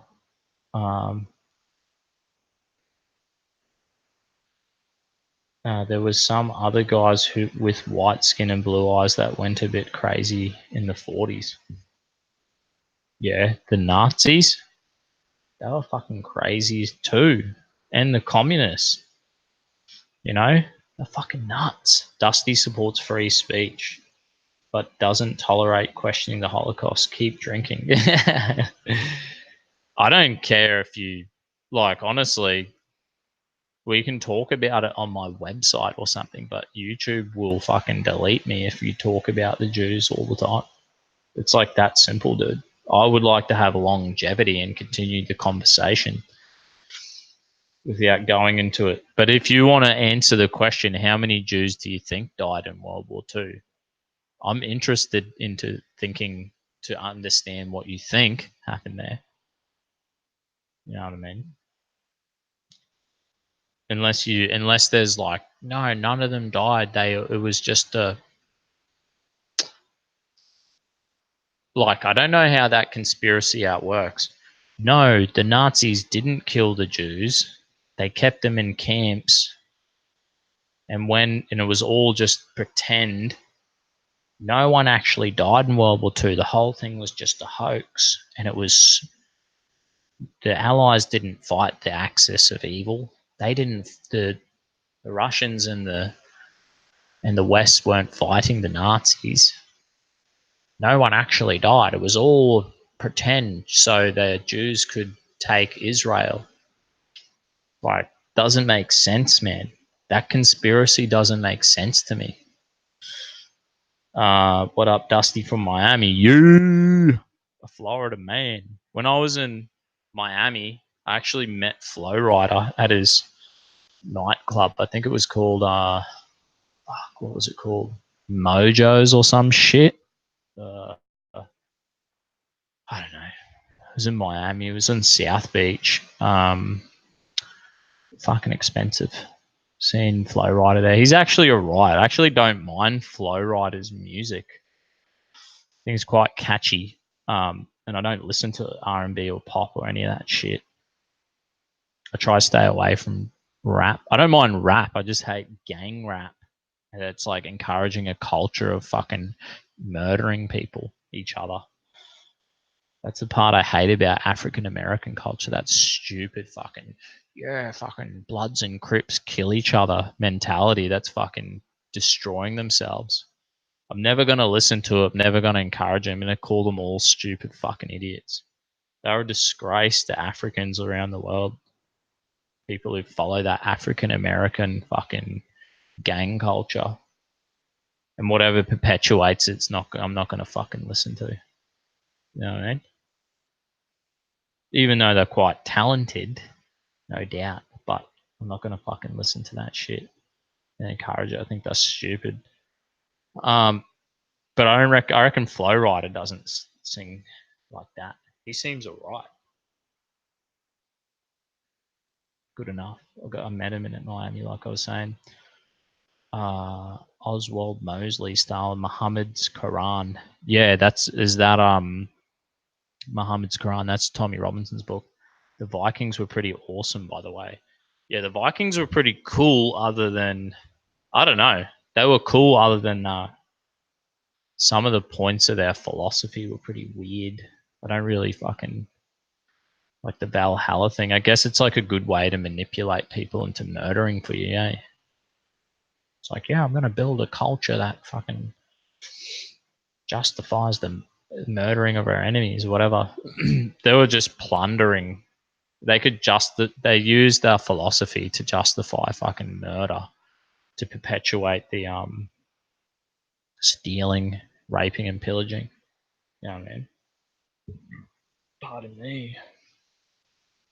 I'm pretty sure I was listening to this conspiracy theory about the lizard people, and I think Rollo. Oh, you would have seen the Vikings TV series, and how Rollo gets down into France, marries the French princess, and they reckon Rollo's bloodline. There must have come a point where Rollo's descendants didn't have any sons, and then they married into another French family, and but yeah, apparently Rollo's bloodline is a part of the lizard people. You would, and if you've seen the Vikings TV series, I think it's historically accurate or close enough. And Rollo, he's fucking sweet. He's probably my favorite dude out of them all. And they reckon Rollo's bloodlines are part of the lizard people fucking bloodlines. He's now part of the royal lizard people bloodlines. If you know what I'm talking about, the fucking Dusty is trashed. Man, I've done a fair few shots. Feeling fucked up. It's funny how the Proud Boys kicked out someone from their free speech rally because someone accused him of being a Nazi. He was dressed in the American flag but didn't get free speech. They probably actually knew who he was and were like, nah, this dude's actually fucking a Nazi. We don't need to be associated with some people. To an extent, you have to play the game of political correctness because you'd be completely deplatformed. And plus, you've got to be consistent. Like, exclusive belief systems. The Proud Boys is an exclusive belief system. So is Christianity. Proud Boys are Western chauvinists. So we actually do have an exclusive belief system where we're like, nah, we don't associate with certain people. So we're like straight up, yes, we believe in freedom of speech and whatnot, but the Proud Boys are probably like, nah, we do have a limit and a certain limitation on who we will associate with. So they've probably seen someone who they knew was far out radical and was like, sorry, mate, see you fucking later. Not welcome here.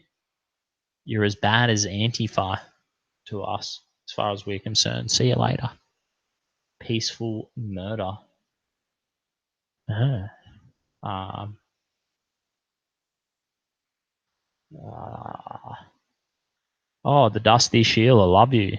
G'day, love.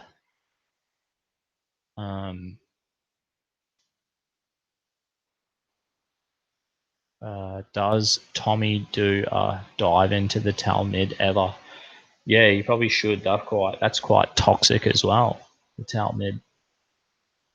Of course. It's fucking disgusting. Maybe I should read the Talmud and the Quran on YouTube.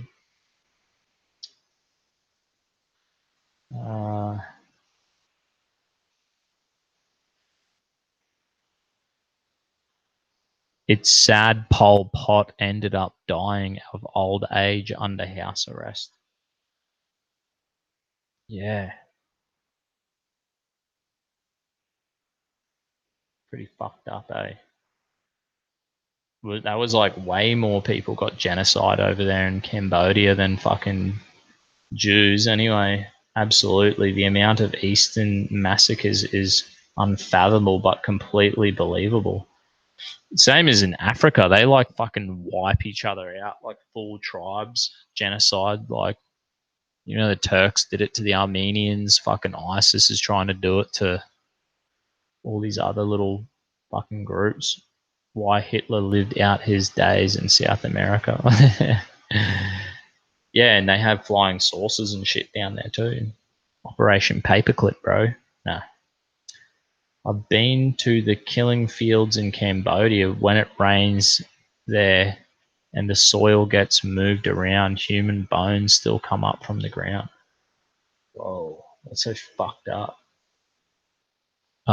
Wedge Fei Hong, 6 million seems high. Maybe it is. I thought it was 3 million. But, you know, they did bang on about it a lot in fucking high school. I was like, fuck, I'm over it. What do we have to learn about this every fucking year? I believe it was more or less a result of CIA covert global dominance campaign during the 60s and 80s that really hammered the communist nail into the Asian coffin. Yeah. Yeah, they were fucking pushed back hard against the communism. Thank God for America for fucking going to Vietnam and fighting in Korea and Vietnam and everywhere. It's totally understated. I remember in high school when we learned about like the Holocaust and all the shit, and then they did like a thing on Vietnam, and it was like completely undermining the Vietnam War and being like, and it was a pointless war. It was absolutely pointless. And you're like, no, it fucking wasn't, you communist bitch. I think I probably won't do it this way again because me bloody the thing keeps moving, eh? Like the camera keeps moving around everywhere.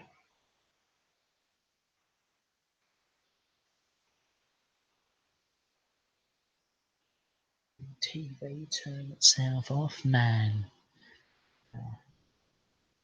How fucking retarded is this? So this is how I see my phone is going through my Chromecaster.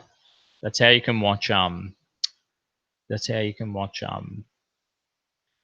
InfoWars through your Chromecaster. It's fucking sweet as, eh? Let's do another shot. Anyway. You know what I should do? If any of you guys are on my Telegram, if you jump on my Telegram, I'll like give people opportunity to get on my live. I'll do a hangouts and get yous on my live one time. We can sort it out. If you get on my Telegram, we can talk about it. Dusty Bogan, mate. Regan, again, Vikings were awesome. Hail Odin. Fuck yeah. I didn't even see that. They were definitely inspirational. It seems like funny when the Vikings show happened, that's when everyone got the haircuts. The like short on the side and long on the top and beards. That show came out and it just went like global. Beards and fucking them Viking haircuts went mad. You know what I mean? Ah, fuck. We love our Dusty Bogans. really chill and humble human being. He also has a beautiful wife who loves him so much. Yeah, I'm fucking so lucky, eh? Thanks heaps, Lisa. Viking TV series is awesome, and Travis Filmer, who played Ragnar, is a good Aussie country lad. Is he really Australian? I had fucking no idea about that. The Proud Boys have been more deplatformed than the actual alt-right. Yeah, man, we got fucking totally deplatformed, and they haven't stopped us. We keep growing. They booted me off Facebook after fucking building up quite a substantial amount of views and quite a big name for myself. I just got wiped like that. Tried to pull it together, built myself back up enough through YouTube. If I lost YouTube, I'd just be a nobody. All my other social media accounts, like, oh, now I got MeWe, but I don't really use because I jumped from Facebook. When they booted me, I jumped to MeWe and I sat on MeWe. We sorted out our Proud Boys. We fucking established ourselves. Thank goodness my YouTube remained. And then we jumped to Telegram. And then I realized I still have my Instagram that I never use. So I've got an Instagram. And then I've got a Facebook again. And then I just made a Twitter. So I've got like 5 social media accounts. And then also the slateboard.com. I'll show you the slateboard.com. This is a social media app. So we got booted and this guy hit me up. This is the Slateboard. This is a social media app. I'm getting 10% ownership of this. Paperwork's coming through next week. And this is a social media app that we're actually which is created and functional right now, and you can create a social media account with it. It's a freedom of speech platform, and yeah, you can just look up one word, theslateboard.com, and you can create an account tomorrow. And Dusty Bogan's on there as well. You can't post videos at the moment, but plan is, this is the plan.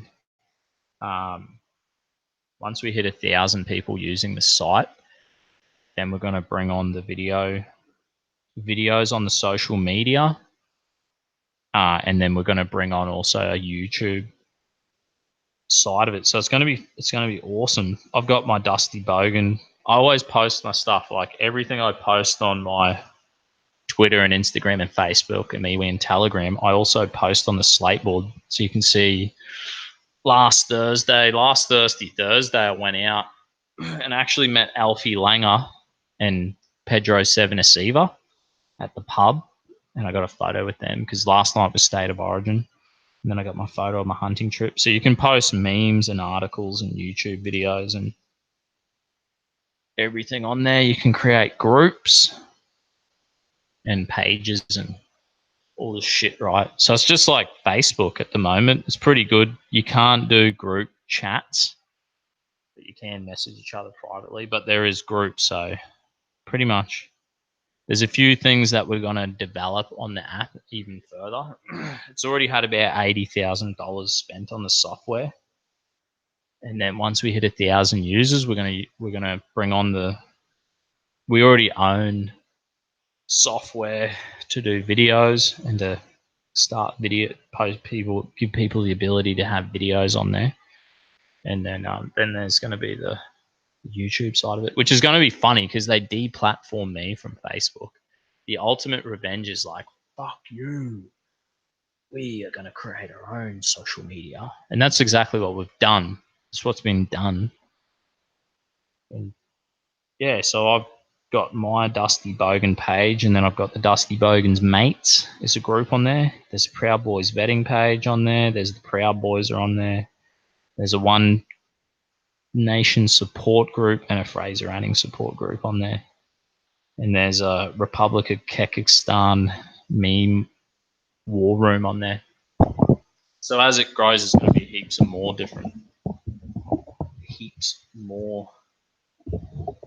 pages and chats and fucking people start using it. Yeah, I know you can't really see. Oh, it's fucked. Fuck no. Dusty's getting a bit fucked up right now. Oh, man.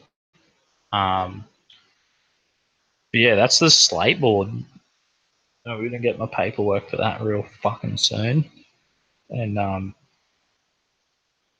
it's gonna be bloody great. And it'll just give us another, it'll just give us like another way to bloody push back on the fucking madness, eh? Push back on the PC culture.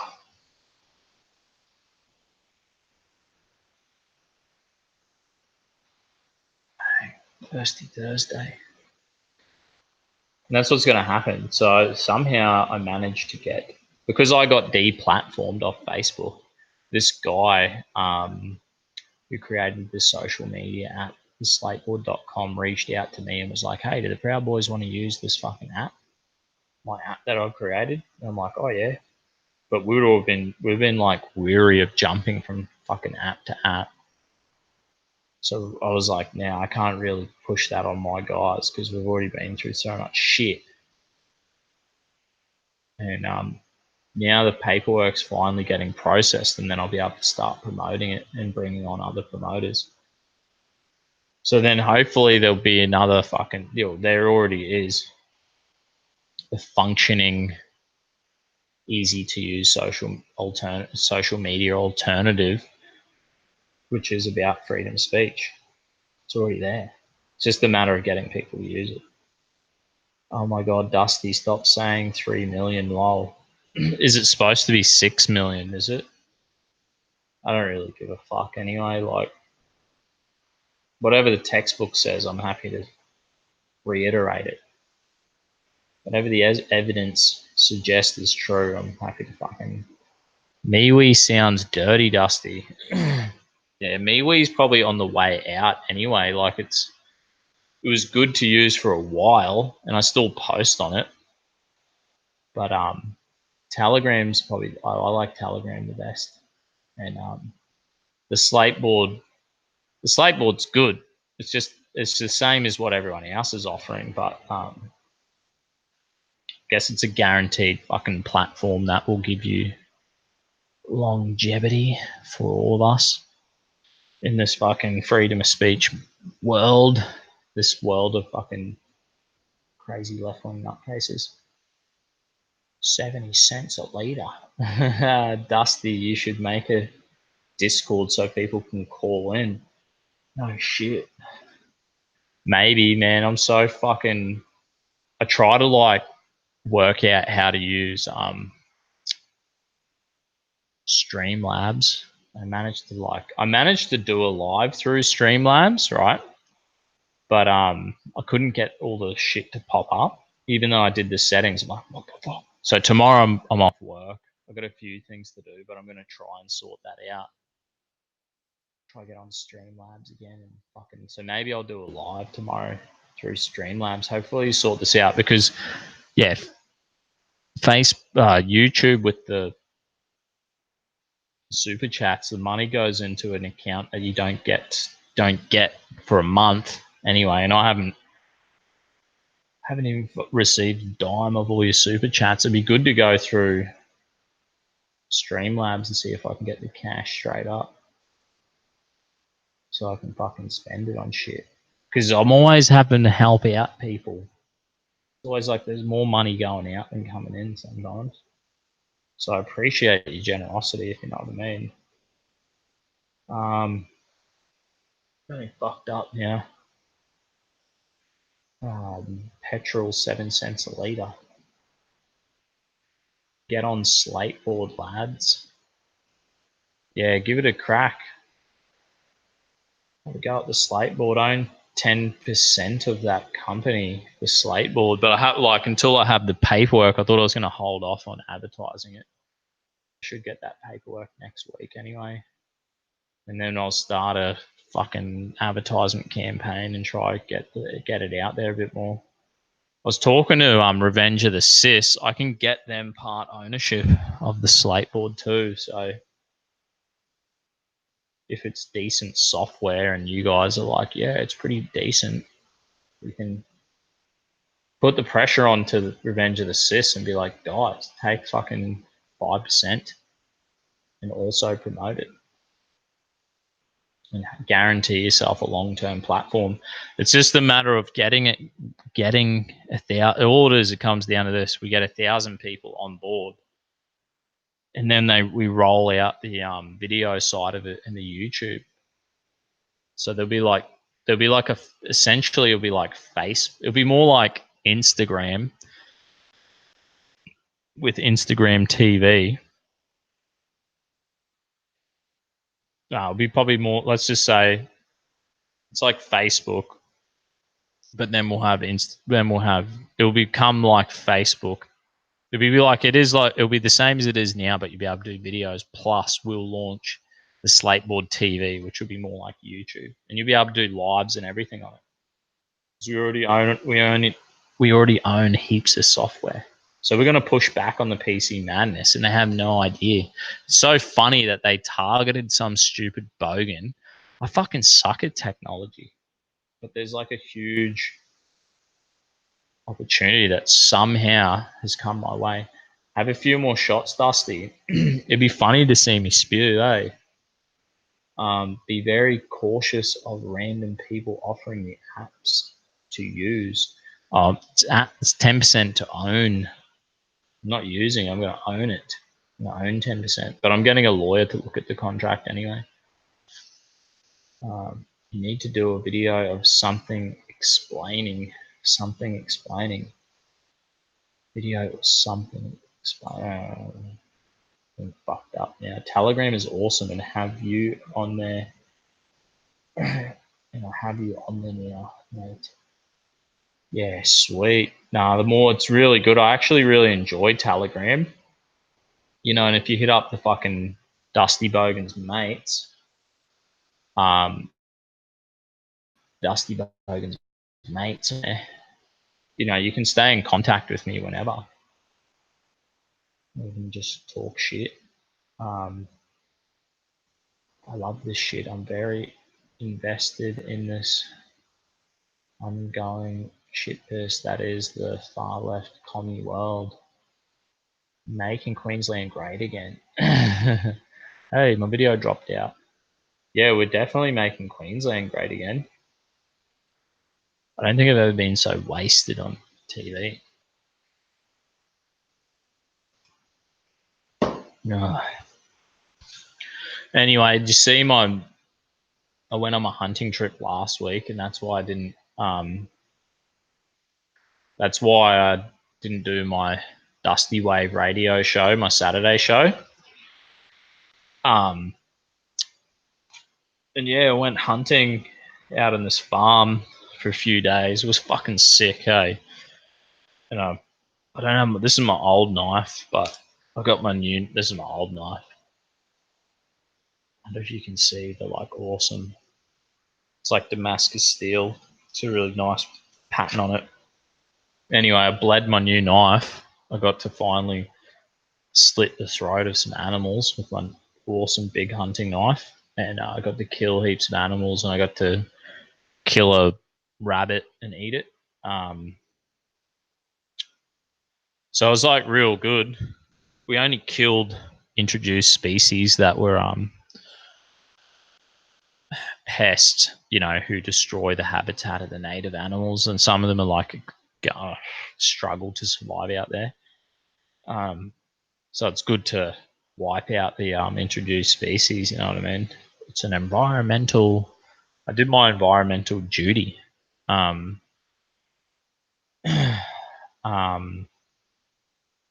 Killing these fucking pests, which was heaps of fun, and I also learnt I think being young, I used to be like real ADD, and I could never like stop thinking or rest my mind. And it's like really good to go hunting where you're like, dang, you have to be like focused, and you're just like focusing because holding a gun and getting them hairs lined up and concentrating, keeping a clear mind and just focusing on what you're doing, killing or whatever. I guess other activities have the same result, but yeah, it's like really good for your mind and your mental health. Just the aspect of focusing like that and going for like 3 days on a hunting trip, and then every half an hour when you're awake, like using the gun and focusing. It's got to be great for your mental health. You know what I mean? Maybe not the killing side of it, but maybe just the focusing side of it, if you know what I mean. Hello, Dusty from South Carolina. G'day, mate. God Emperor 2020. Yeah. Yes, how was the hunting trip? Fuck, it was awesome, man. I got to eat. Oh, I'll show you. I'll get my rabbit paw.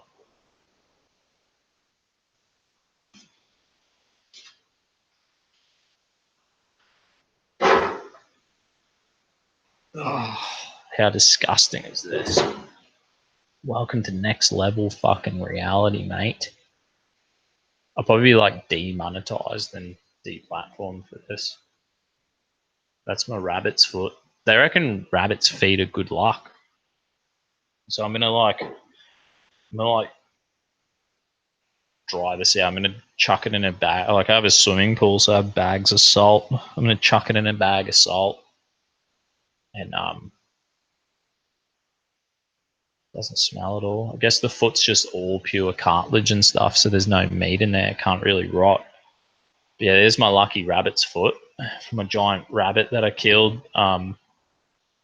He fed 5 of us.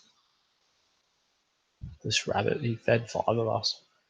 It was such a good score. It was like I was walking along, my two mates, they had a rifle, a 323 and a 22, and we're walking along, and I was like, my mate with the 323, he was like, oi, he's like, oh, rabbit.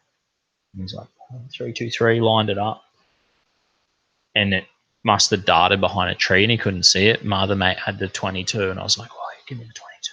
I can see the rabbit. Bang, gave me this 22. Sick, did like a standing shot, which is quite hard. Like if you're shooting a small rabbit, it's probably about 60, 70 meters away. It was like orange. It was quite orange. I don't know if you can see the. He was very like orange looking, so he kind of stood out in the rabbits. Some of the other animals like really blend into the habitat, the surroundings, right, into the bush.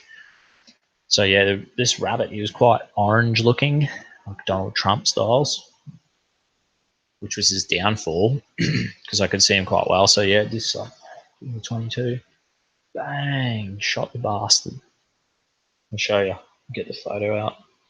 Get the fucking photo out, Dusty. Show me the fucking rabbit eye.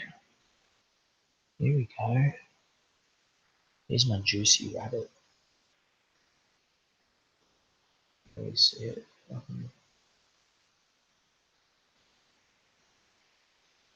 It's like terrible. This TV's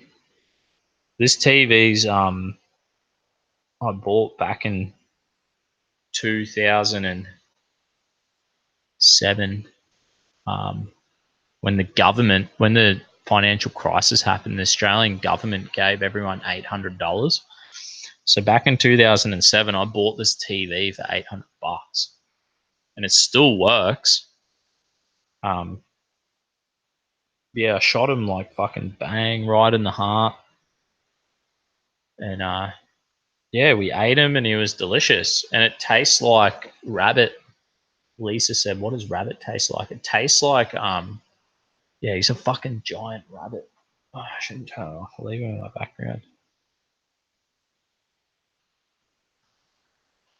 There you go.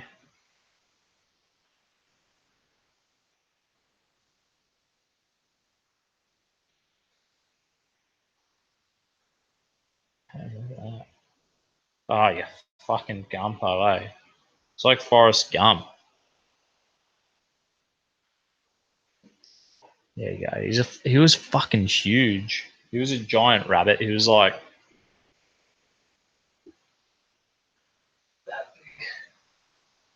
holding him up. He's fucking huge. And yeah, 5 men ate him for dinner, which was like we were hunting all day. Thanks, Regan. $2. That's another shot, mate. Maybe it was a lucky shot too. It was like one of them things where it was one of them things where yeah, like making a shot standing up is not actually easy. Usually I'll like squat down and put both my elbows into my knees and take a shot. Because like any movement just fucking puts the crosshairs out, so it's quite difficult.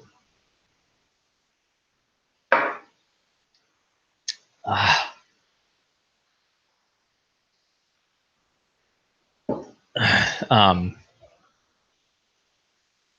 yeah, the rabbit tasted like it kind of tastes like lamb. Um,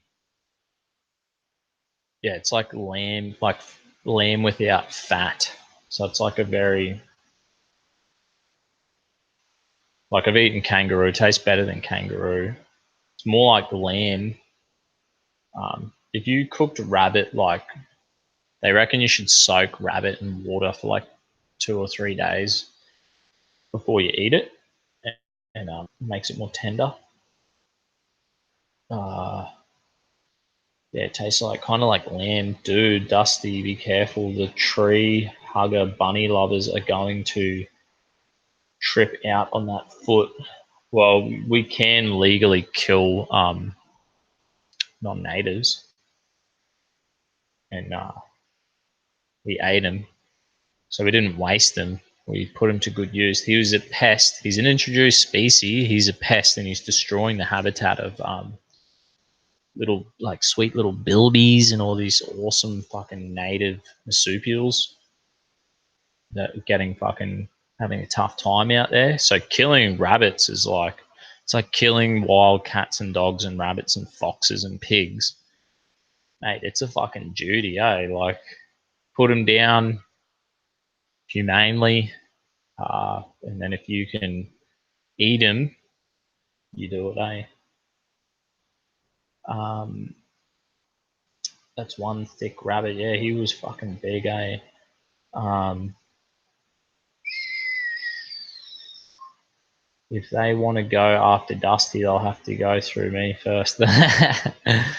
I'll just have to like, if they came after me and deplatform me from YouTube, just look up the dustybogan.com and I'll go to another platform, or the Slateboard will soon enough have 1,000 users, and then we'll have our own fucking YouTube channel.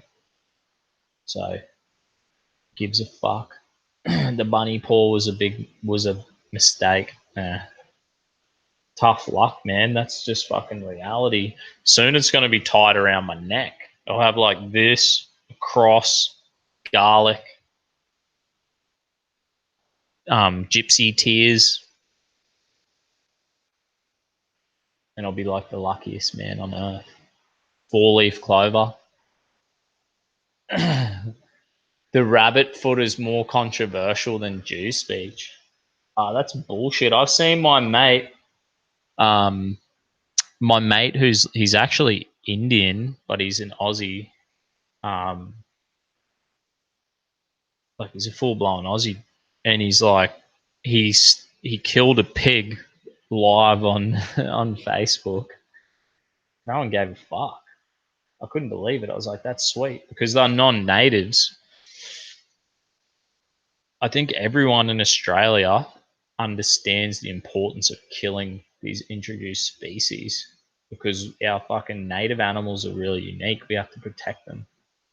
Um, I got sick from Greece. I could be 100 mosquito bites. Where'd you go on holiday, mate? The rabbit foot is more. Yeah, I'm. I'm good. I'll gladly whoop a vegan's ass for going after our homeboy Dusty. So funny.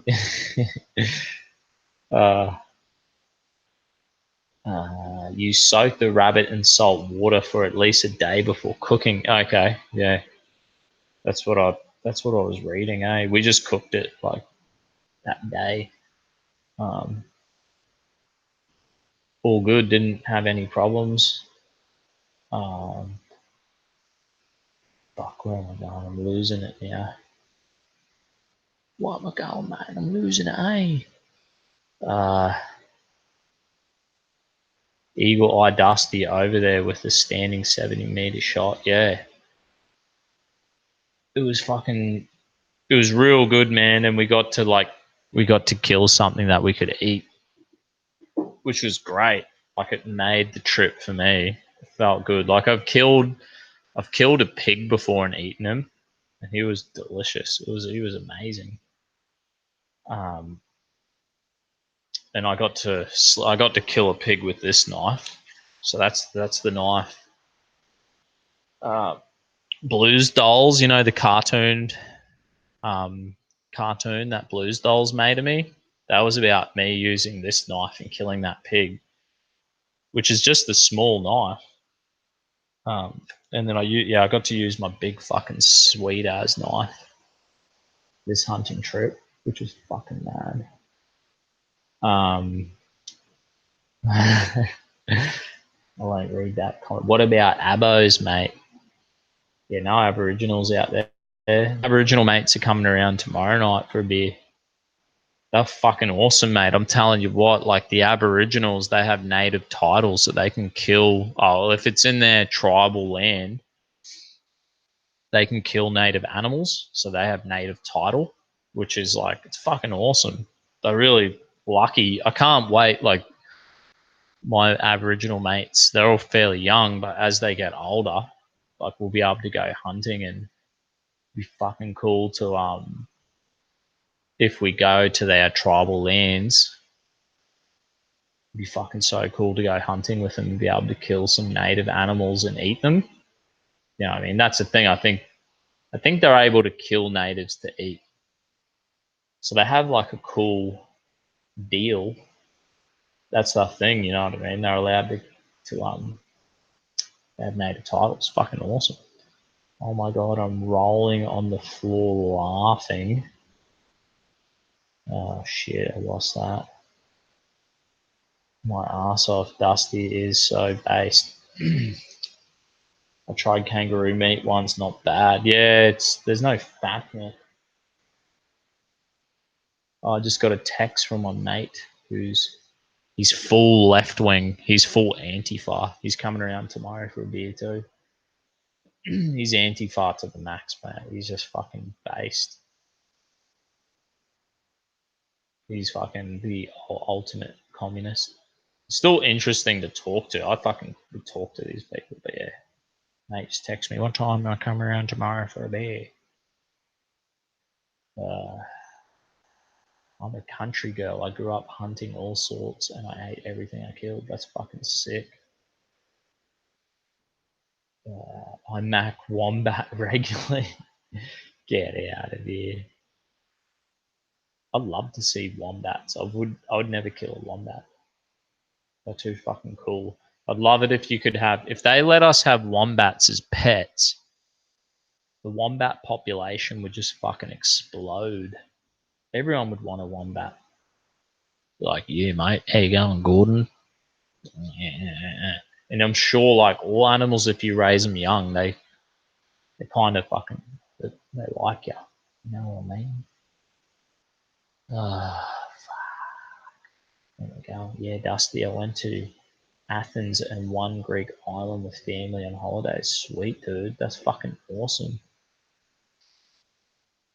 I want to go to Greece one time. I've never been to Greece. I've been to France and the Netherlands and the UK. That's only where I've been in Europe. Bloody beautiful.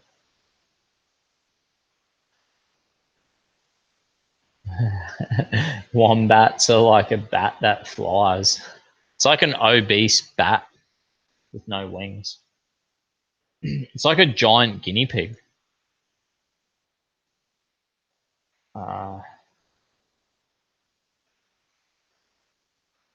Check out the video on YouTube how you can squeeze the rabbit and pop its guts out its asshole in one go for easy cleaning. Ooh, how convenient. Dusty might be able to come around tomorrow if I finish work early. Sweet. Yeah, come around, bro. To help with Streamlabs. Oh, fuck, man. Come around. You can stay the night if you need. Oswald and Tom and a few lads are coming around, so should be fucking sweet. We respect the animals we kill, and we kill them quick, unlike other animals that are sent in the most horrid conditions in other countries. And don't get me started on the barbaric halal killing of animals. That's right, man. I fucking absolutely agree. I'd never fuck around with an animal. You put them down as humanely as you possibly can. With a rifle is really fucking humane. They just get put down straight away. So it's the most humane way to do it. And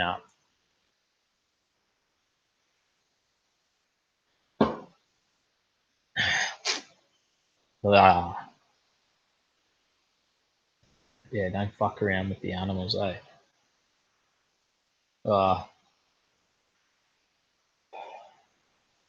Yeah, Oswald, fucking the man. Come help me out. Dustbo needs help from the whole world. Know what I mean, nah? What other fucking sweet articles have I got? Let's just punch through some articles here. What have we got, man? Anything fucking decent? Save a heap of articles. I have another Telegram page called Dusty Bogan News where I just save all my articles that I'm going to read out. Get this shit. This is an article I was reading. I did find it quite interesting. This is another one from The Unshackled, which is the Aussie version of InfoWars. I've gone on their show a fair bit. And I have Tim Wills. If you're wondering, like, I have this dude Tim Wills on my show sometimes. He's like the Alex Jones of Australia. He's putting himself out there and having a crack, which I really like. The US, this is an article. Who the fuck's right? Yeah, this is the Unshackled. US wants Germany to put troops in Syria. That's fucking awesome. US Special Representative Engagement in Syria and Anti-ISIS Coalition James Jeffries asked Germany to send ground troops to Syria. He wants ground forces from Germany to participate to partly replace our soldiers, American soldiers. He told the German press agency and Welt, blah, blah, blah, whatever it is. He urged Merkel's government to support the Kurdish-led Syrian Democratic Forces by sending trained logistic and technical assistance. Totally, man. The Kurds are awesome. The Kurdish. Look at Kurdistan and Iraq. It's like a fucking paradise. They seem like great people. And hopefully they can secure a nice Kurdish, secure like a safe place in Syria for the Kurds. You know what I mean? Jeffrey was in Berlin on Friday on a mission to draw pledges of military and financial support from Merkel.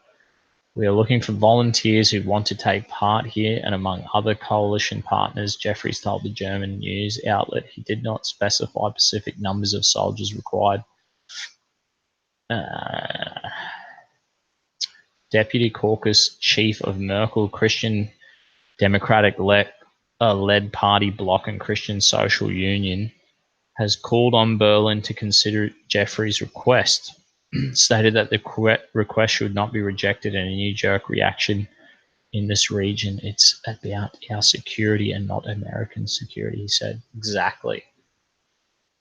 Even though America fucked up, Obama fucked up by bombing like 10 Muslim countries, pretty much, which is retarded. It was fucking stupid. They caused the migrant crisis. But yeah, you better get in there, Germany, and fucking put your money where your mouth is and fucking help the Syrian situation. Maybe they could like take control of the situation themselves, stabilize that nation, come up with a deal with Syria, and then send them fuckers back. Like, yeah, we've secured your nation for you. It's secure, you can go back home. Here's another one. And the Unshackled Ways. Tim Wells from the Unshackled Ways. Left-wing parties lose traditional voters in favour of migrants. Around the globe, especially there in the West, left-wing parties have radically changed their priorities when targeting groups within societies for votes. Traditionally, the left targeted workers and lower middle class members of society in order to ensure their interests were represented in Parliament or Congress, but this has changed drastically in recent decades. A good example of this was the recent Democratic debate in the United States. In the debate, many candidates spoke.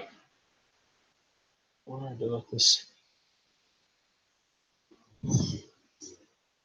What did I do with that?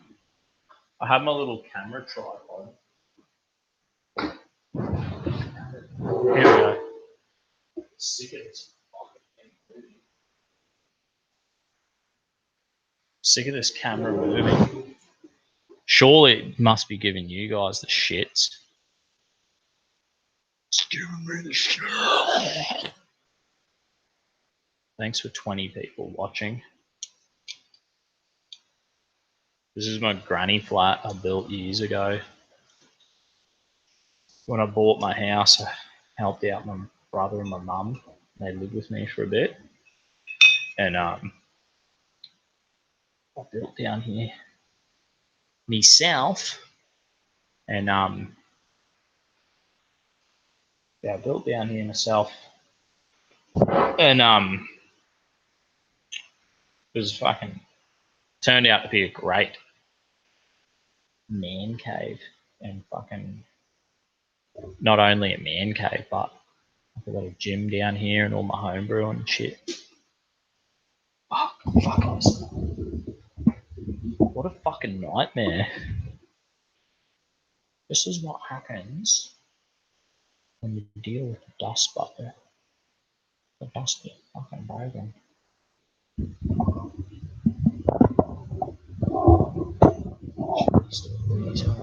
What am I doing with my life?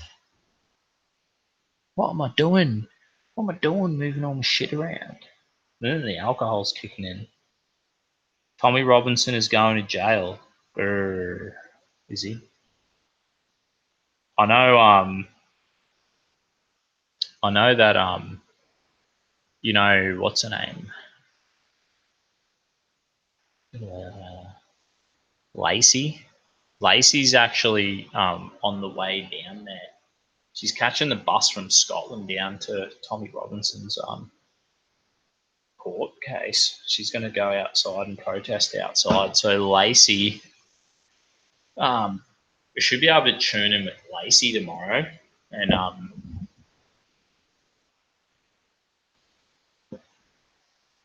me fucking goodness, shit, can't get me shit right.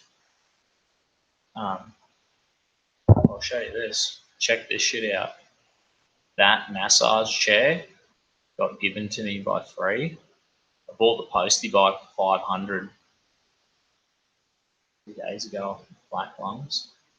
And I bought this mad gym off my mate, my Maori mate, New Zealand Maori, mate John. He gave me a fucking gym set up for $50. He wanted to give it to me for free, and I was like, I can't take it. I can't take it for free. And so he was like, oh, $50. He was like, all right, bro, all good, eh? $50.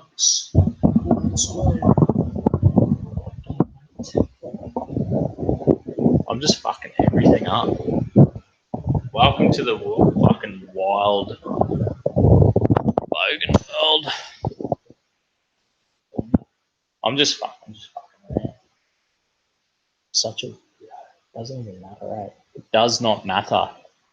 People don't even care. People don't even watch this channel for the fucking technical goodness. You know what I mean? 6 months for TR. I'm here to talk about storming Area 51. Fuck yeah, me too. 9 months with 138 times served. 5 to 6 months. Aliens are S. I don't even know what that is. The Earth is flat, brother. Fuck yeah. Amen. I love the flat. I love the flat Earth. Keep it flat. I always do it at church. The other week they were like talking and they were like, ha ha ha, and people who think the Earth is flat. And I'm like, and a couple of the other based people, because we always talk about conspiracy theories and we love this shit. Heaps of base people at church, eh? I reckon them, like, as you go to church and you'd be like, these people are fucking awesome as fuck. They're pretty cool. They know what's up, you know what I mean? They'll be like full Tommy Robinson fans and everything.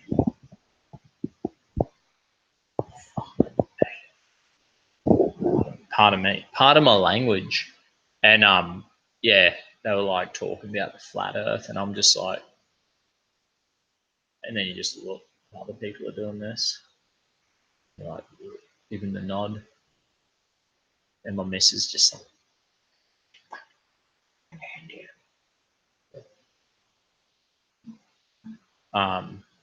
yeah, we should go back to the alien shit. I know. So, like, are you guys just saying that? So,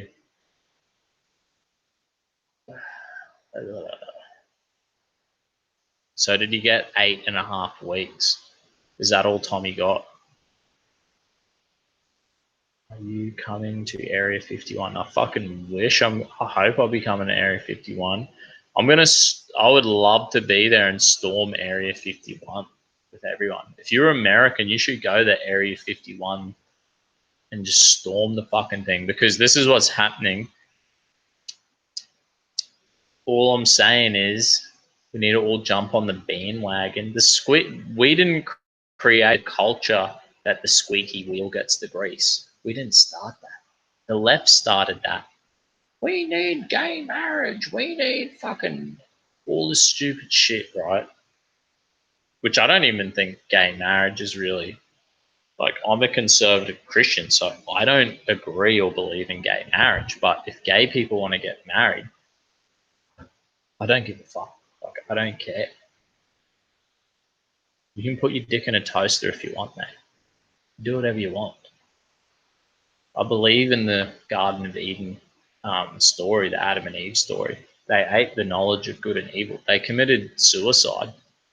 Their freedom of will extends to the ability of self-destruction, and so does yours and mine. You can do whatever you want. You can make as many stupid choices as you like. Wombats will destroy your backyard quicker than Dusty can roll a durry in a rainstorm. Fuck yeah. They're wombats, mate.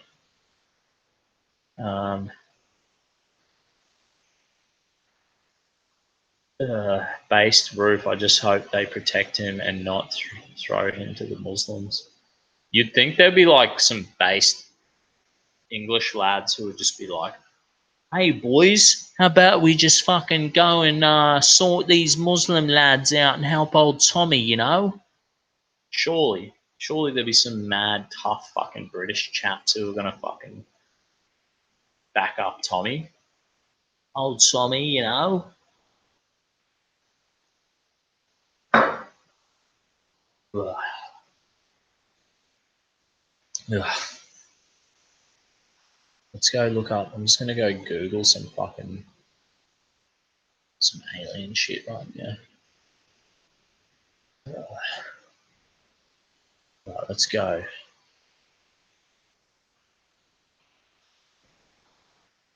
Yeah. Bob Lazar. Let's see what articles come up about Bob. Bob Lazar. Rotten Tomatoes. I'm rating movie. I just want articles, you know. So Bob Lazar. Let's have a look, lad. Let's see what's going on. Let's see what's having a crack. Bob Lazar. I need to take a slash. Area 51 and okay. What are we looking at here? A household name, Bob Lazar. Cheddar News. I'll tell you what we're gonna do. I'm gonna put on the Dusty Bogan song.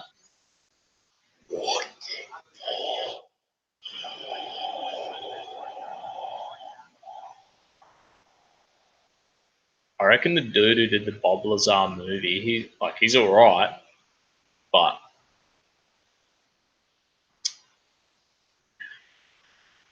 I like his haircut and beard. But you know what I mean, man? It's just like fucking. He seems a bit keen to make a dollar out of Bobby, which is all good.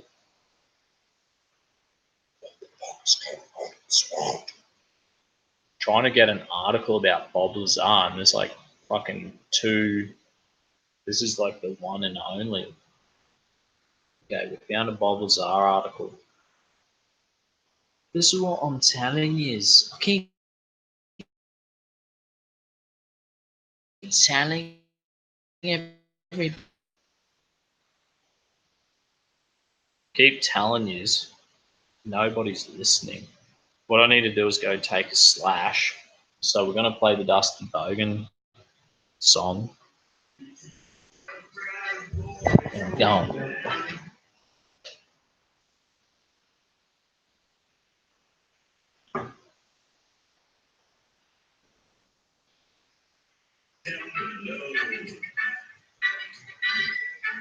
Dusty.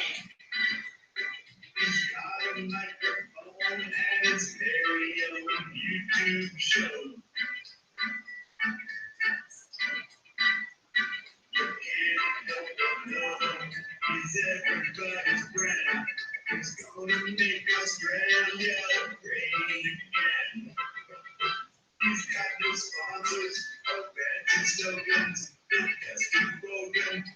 He's the best in Bogan. Who's the best in Bogan? We love the best in Bogan. He's the best in Bogan.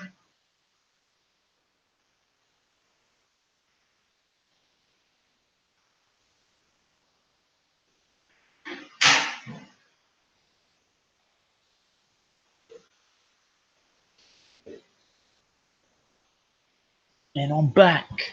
I'm back, man. I had to do what I got to do, you know what I mean? To survive in this world.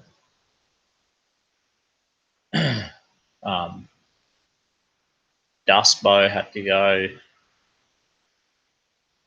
do what you got to do, man. Know what I mean? It's too publicized. What was saying? Based roof. Too publicized. They will throw in protective custody, solitary. He'll do push-ups and read books and fan mail. Yeah, that's what happened last time, and I think he was afraid that the muzzos were poisoning his food.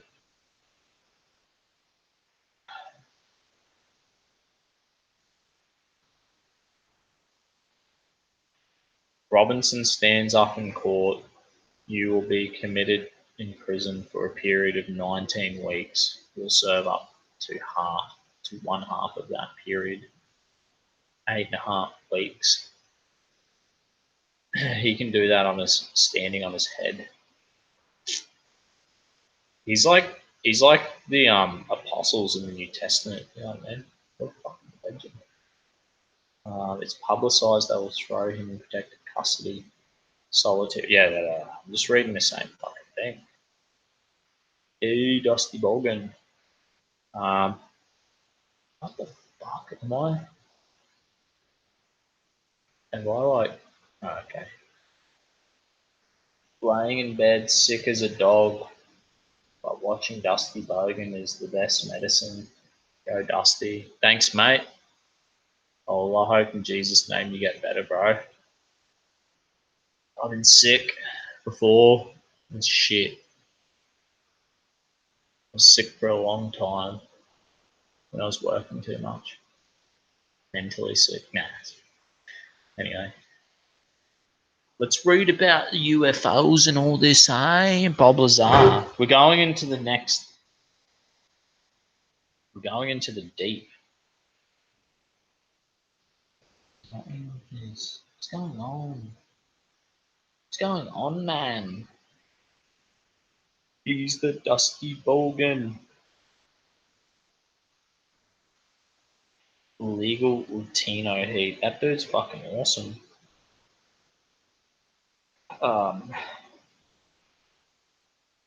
Any good alien shit I have on my phone? I love a good bit of alien action, you know what I mean?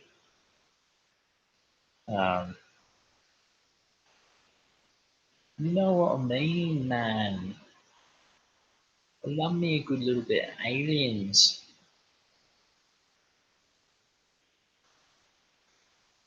There you go. Dustbo's back. I'm back with vengeance. Ready to read. I'm locked on now. A new film focuses on Bob Lazar's Area 51 story, but is it for real? Yeah, I reckon it is. I'm a believer. Las Vegas is a hotbed of UFO lure, and the reason for that is Area 51. Area 51 is a top secret military base 90 miles northwest of Las Vegas that for years has been the focus of those fearing a new world order. The end times ufologists and those who want to know how our government spends billions in taxpayers' dollars on black budget projects. Damn straight. Didn't the Pentagon, I was listening to something the other day and they were like, the Pentagon has spent $20 trillion of unaccounted for money. That's almost the whole US debt. But like if they were spending it on UFOs and new technology, it might actually be worth it. Dusty. Could be worth it. But yeah. Do you reckon people who are concerned about Area 51 are focused on the New World Order? I don't know. Christians in general, are worried about the New World Order, one world government. A bit skeptical, eh? Don't get me started. But the reason you may have heard of Area 51 is because of Bob Lazar. Like I said at the start of this podcast, going back to the beginning, mate. We're going back to right where the beginning of the story began. You know what I mean? I'm drinking warm beer. That's it. You fucking 4X long neck. Anyway, I told you that it was because I was telling you that because of Bob Lazar, we're having like a renewed interest in Area 51. I think that's why people are like doing this, wanting to organize a storm Area 51. But it's in like a few months, so all that shit's going to be moved by then, right?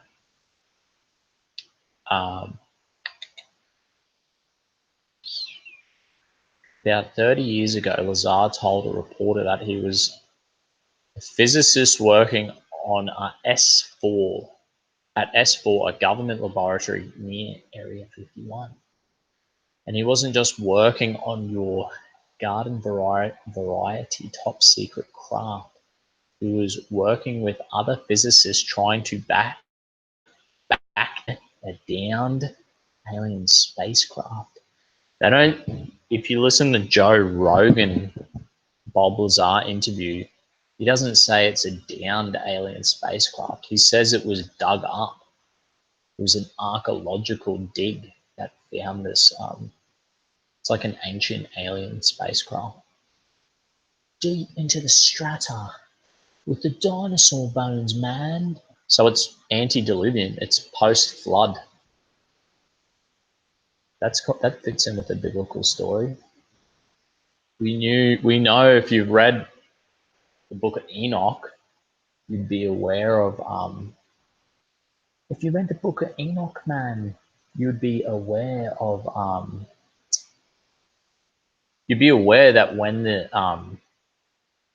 fallen angels came to the earth and like they were stuffing around, the first thing they did was give people knowledge and technology. So it seems like they were technologically advanced, the demons, the fallen angels.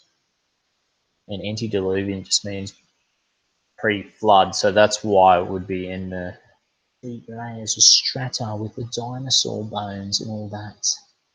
Could be even gap theory. Like if you believe in the gap theory and you're a Christian, that's like when there's like a period before Adam and Eve got kicked out of the Garden of Eden, which is not actually, it's like a dimension. The Garden of Eden's a dimension, by the way.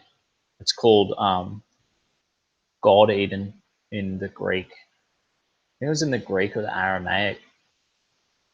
God Eden's when you actually look back in the word, it's more it refers to it as more of a like a heavenly realm, like a dimension. So the Garden of Eden's a realm, man, and they could have been in that realm for ages, a long time. And when they got transported into this matrix, the planet Earth realm, they reckon people theorize. They call it theoretical doctrine. Christians who believe in theoretical doctrine talk about a gap theory, man. So there could have been a whole lot of shit going on with fallen angels. Fallen angels could have manifested somehow into physical beings and used that knowledge to create awesome fucking technology from a different realm. And that's the thing about the Bob Lazar thing when he talks about the technology of the this fucking ancient alien craft that was dug out of the ground, the antediluvian level of strata, the post-flood world, maybe even the gap theory world. It's like a different technology that is of a different realm or dimension or universe with elements that we don't even have on our periodic table, man. So it gives us like reason to believe that it's of a different dimension or universe, man. Which would be like completely reasonable if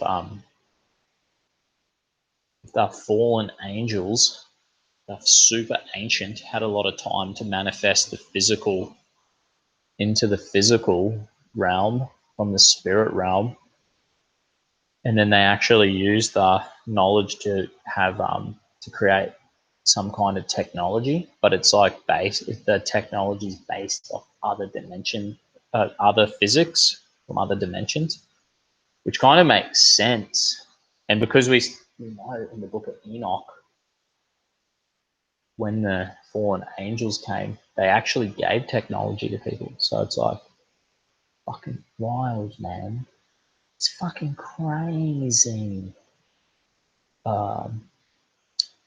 Same here, Steve. Get well, guys. I hope you fucking get better. What are my tricks? Are you working too much, guys? Be careful. The hardest part of my life, physical injuries, sickness, and mental, like feeling like shit mentally and spiritually, was when I was working too much. Got to have the balance right. Don't be a bludger and not work, because you get the same. You become weak physically, and your fucking metabolism will be weak. Your physical metabolism become weak, and your spiritual metabolism becomes weak, which is like your mental metabolism is like your spiritual metabolism. So it's either don't work. You got to find the balance where you're working enough, but you have to cash in on opportunities. That's number one. That's always what I did. I just made the most of every opportunity, and it just so happens that caused me to work too much. When now I have the balance right. Don't work too much, boys. I don't really know. I'll pray for you guys. Steve, who was sick there? Steve and Evelyn. Pray for you guys, man. Bob Lazar. Bob Lazar got interviewed by Rogan. Yeah, I listened to the Bob Lazar interview by Rogan Tuesday while I was at work. It was fucking mind blowing. It was awesome. And if you watch the movie, that's what I'm saying. If you watch the movie, there's a lot that Joe Rogan gets way more out of Bob Lazar than what's in the movie. He talks about how they said that this alien spaceship was dug up. It was in layers of strata. It was deep. It was deep, man. That movie Independence Day was a movie that scared the shit out of me. That was a fucking sick movie. I loved it. I remember being a kid in New Zealand when that movie came out, and we used to love aliens. It was kind of fucked. Like we were like 10, 9 and 10. And it's like a weird thing. And like in New Zealand, the sun goes down at like 10 o'clock at night, right? So you're like out with your mates. You're like playing sports, riding your bike and doing heaps of fun stuff out till 10 o'clock at night, even when you're 10 years old, right? But then when it's like the weekend, you're actually like out with your mates, and it's like 12 o'clock, 1 o'clock, 2 o'clock. And we used to go out and we used to go out. What was going on with my internet? What's happening? Sure, it will fix itself up. Yeah, we used to go out at like fucking.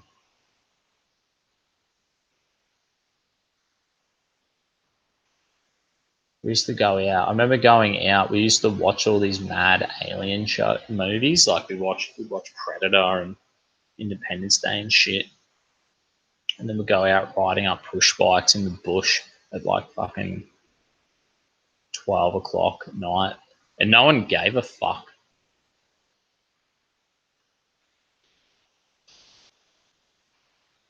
No one cared. Like parents didn't care. It was just a small town. No one cared, man. And we used to be like, yeah, ride around in the bush. And no one gave a fuck. It was just like nothing. And we'd always be like, worms of like a predator just fucking came out and slit your throat. And I'd be like, I fucking snap his neck, man. No. I think we were more worried about aliens than predators. Seriously, I wonder if like aliens are real and they're like the grey aliens, and they'll just be like, and they'll be like, fuck, we're so piss weak.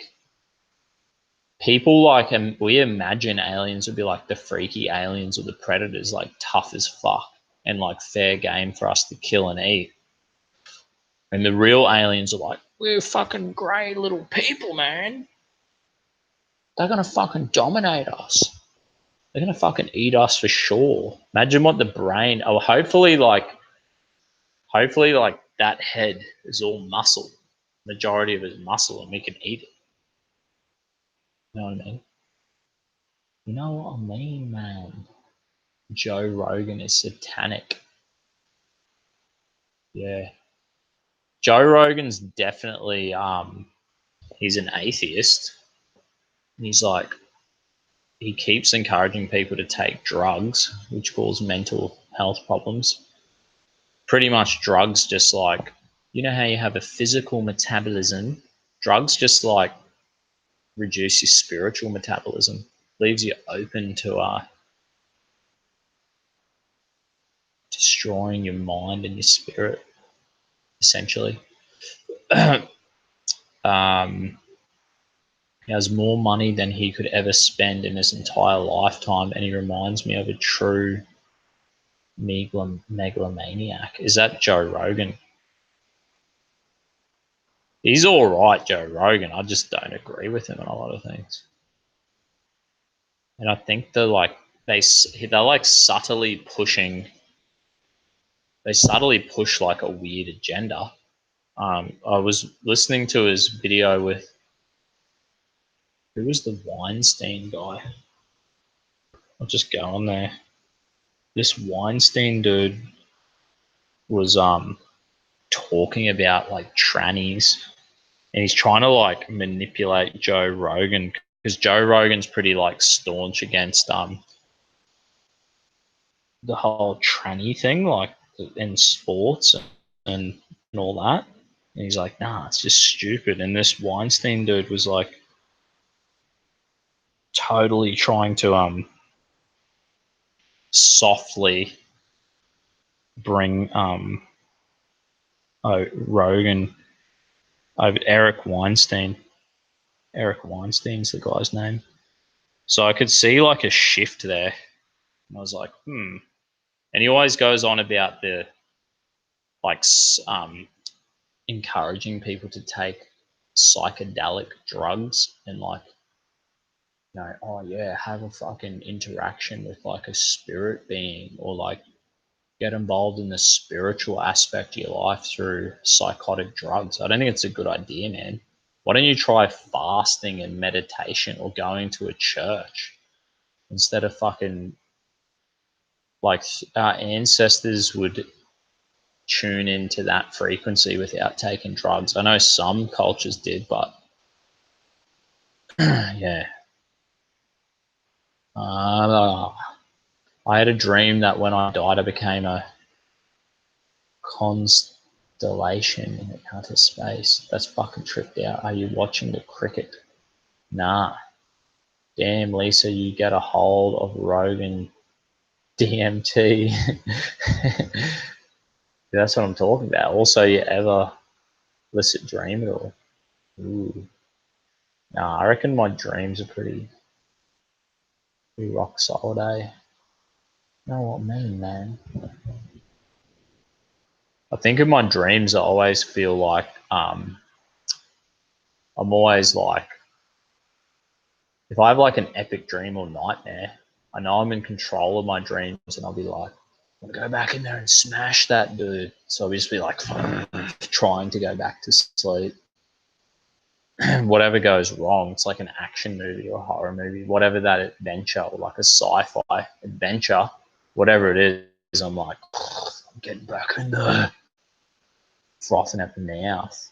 And my missus is like, "What's wrong with you?" I'm like, "I'm going back." Nah, man, I don't tell my missus my dreams because my women are very emotionally driven. My wife wakes up and she's like, "I had this dream," and it's like, "Oh my goodness!" And I'm just like, I have dreams and I'm just like, I'm going back in there to dominate. I wasn't scared of you, alien, weird, whatever the situation is. It's quite funny. I find it entertaining, dreams. Brett or Eric Weinstein. Oh, fuck, I don't want to look it up again. I'll have to go. Nah. Anyway, it's one of the more. If you go to the Joe Rogan podcast, it's one of the most recent ones. I think he was a mathematician. Anyway, does my comment keep getting deleted because I'm posting a link? Yeah, I can't see a link, bro. Can't see no link, man. There's only 11 watching. It looks like I'm dwindling out. I've gone on for too long. People fucking over it. They're like, sick of this dust, you fucking drunk.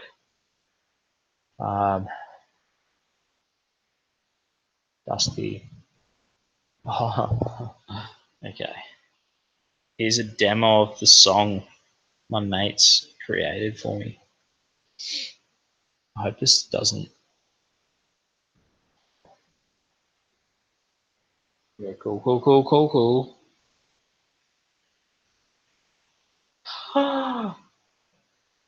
Can you see that on the screen?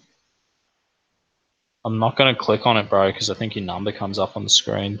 And I don't want you to get fucking people calling you. And hang on. Here we go. Bang. Here we go.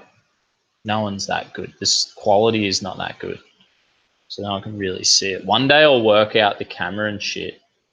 This fucking Telegram betting page, man. How the fuck do I turn the disable notifications, man?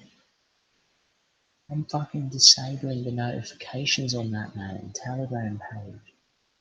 Telegram, yeah, fuck no. Oh, excuse me, you shouldn't talk like that. That's the damn, Lisa, you got a hold of Rogan. Where am I? Does my, yeah, okay. I'll just text it to you. Yeah. I have dreams that are really out there. Sounds cool. I reckon you just embrace them dreams and be like, enjoy it and know you're in control of it. As long as you have like think of your spirit or your mind as like having its own metabolism. So as long as you invest into your mental and spiritual health, you should be able to dominate in the your dream world. I suggest you get the Holy Spirit. You know what Jesus was talking about? The helper. He'll help you. Here's the sweet song. Hey, I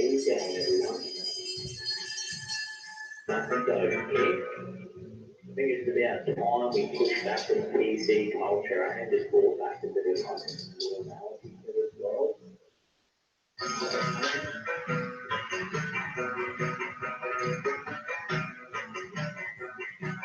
All that a night. This.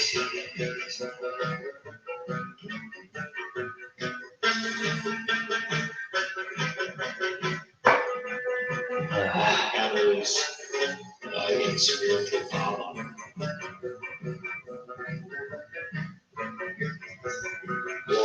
Can you hear this shit?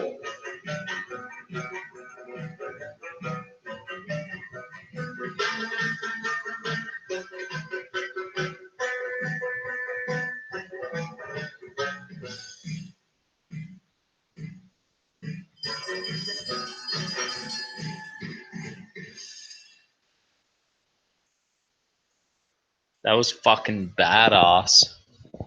That was sick, dude. I love it. And I won't go into any text messages because it comes up. Part of my fucking world.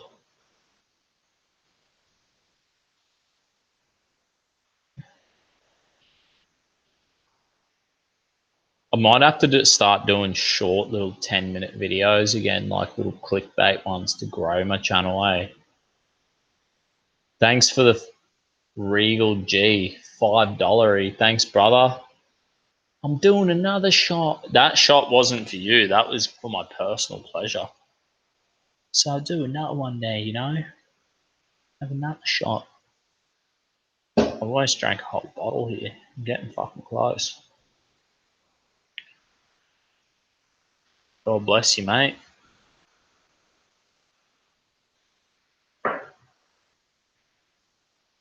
Ugh. Yummy. Getting a bit spicy. You need to fix your vocals and add more of your takes. Haha. Dude, that was fucking sick. I love how dusty that was. We need to get back to this article. I went on a good tangent there about my ideas. Where was I? Where was I?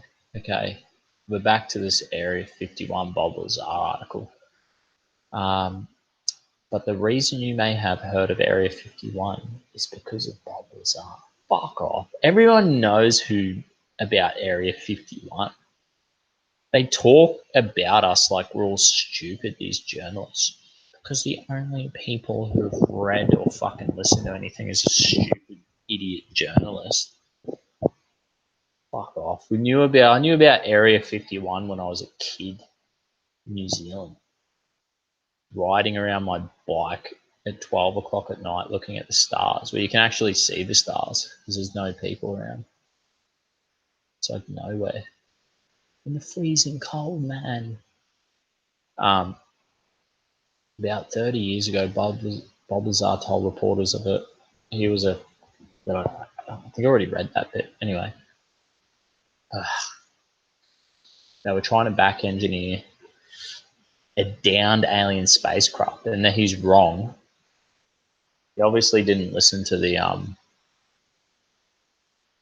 Joe Rogan podcast or pick up the fact that they said that they dug it up deep in the layers of strata.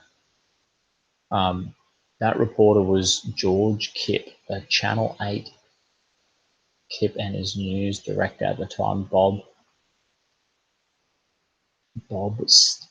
whatever decided to look into Lazar's story. What Kipp found became a series of reports that aired on Channel 8 over the years. But both Kipp and whatever pushed back on the idea that they took what Lazar told them and ran with it. Kipp spent months investigating Lazar's background, trying to track down where he went to school and where he worked. Kipp told blah, blah, blah, the state of Nevada he was not able to confirm some of the information that Lazar gave him. For instance, he has claimed he went to MIT, but Kipp checked with the school and it has no record of it. So they're trying to fucking... Dude's clearly a genius. You can tell when you listen to him, see what he's up to.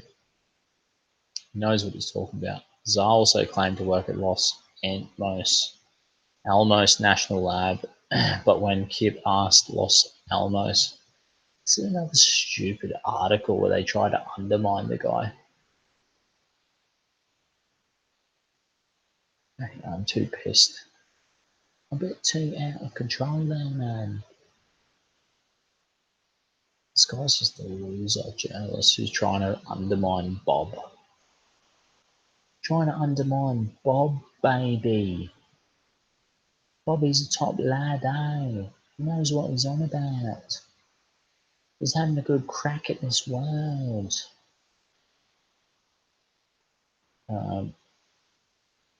Lol, drunk. Where is your scooter? Yeah, the scooter's over there. Might have to take it for a ride there. Might take it for a ride tomorrow. Start your postie bike up, Dusty. Fuck. Exactly. Bob's story changes over the years. Never has proof. Claims everyone destroys his files.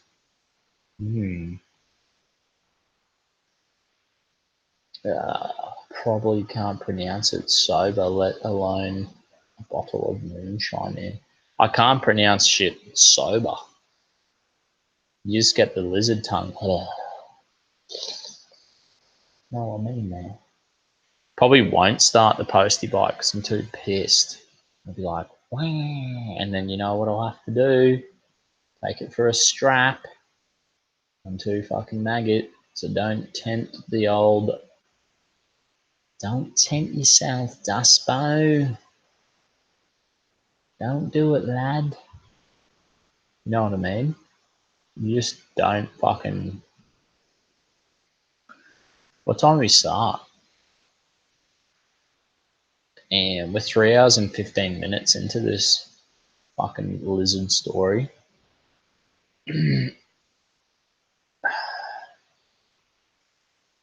Merkel has a lizard person inside her. I reckon she does, man. Don't tempt the Duspo. Say no. That's rule number one. Dusty's rules, rule number one and rule number 126, both of them rules is say no. Twice we say no. No, you gotta say no.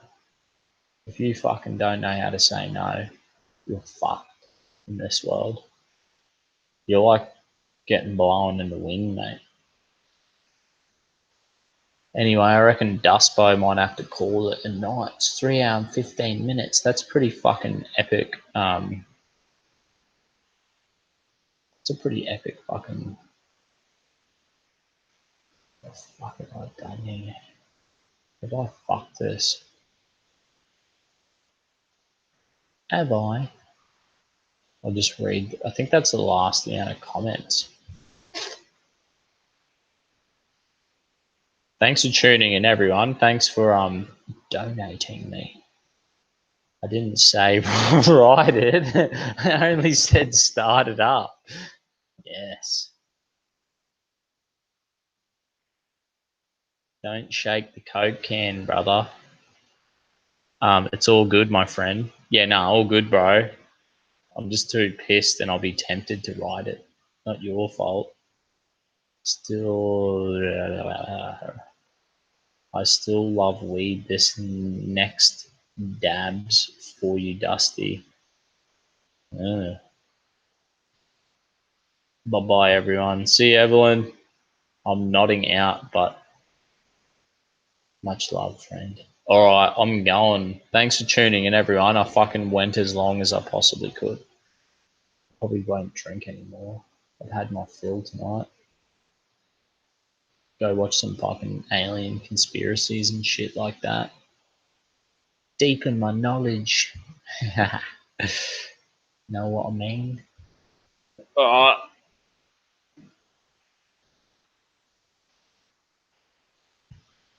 right. God bless you. In the name of the Father, the Son, and the Holy Spirit. One last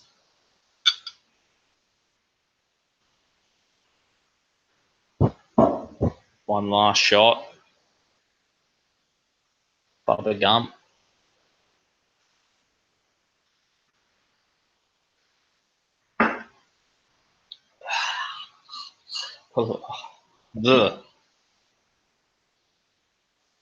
God bless you all. Where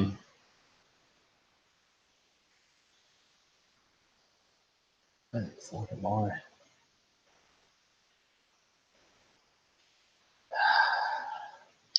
Love your work and catch you next Thursday. Thanks, mate. Good night, mate.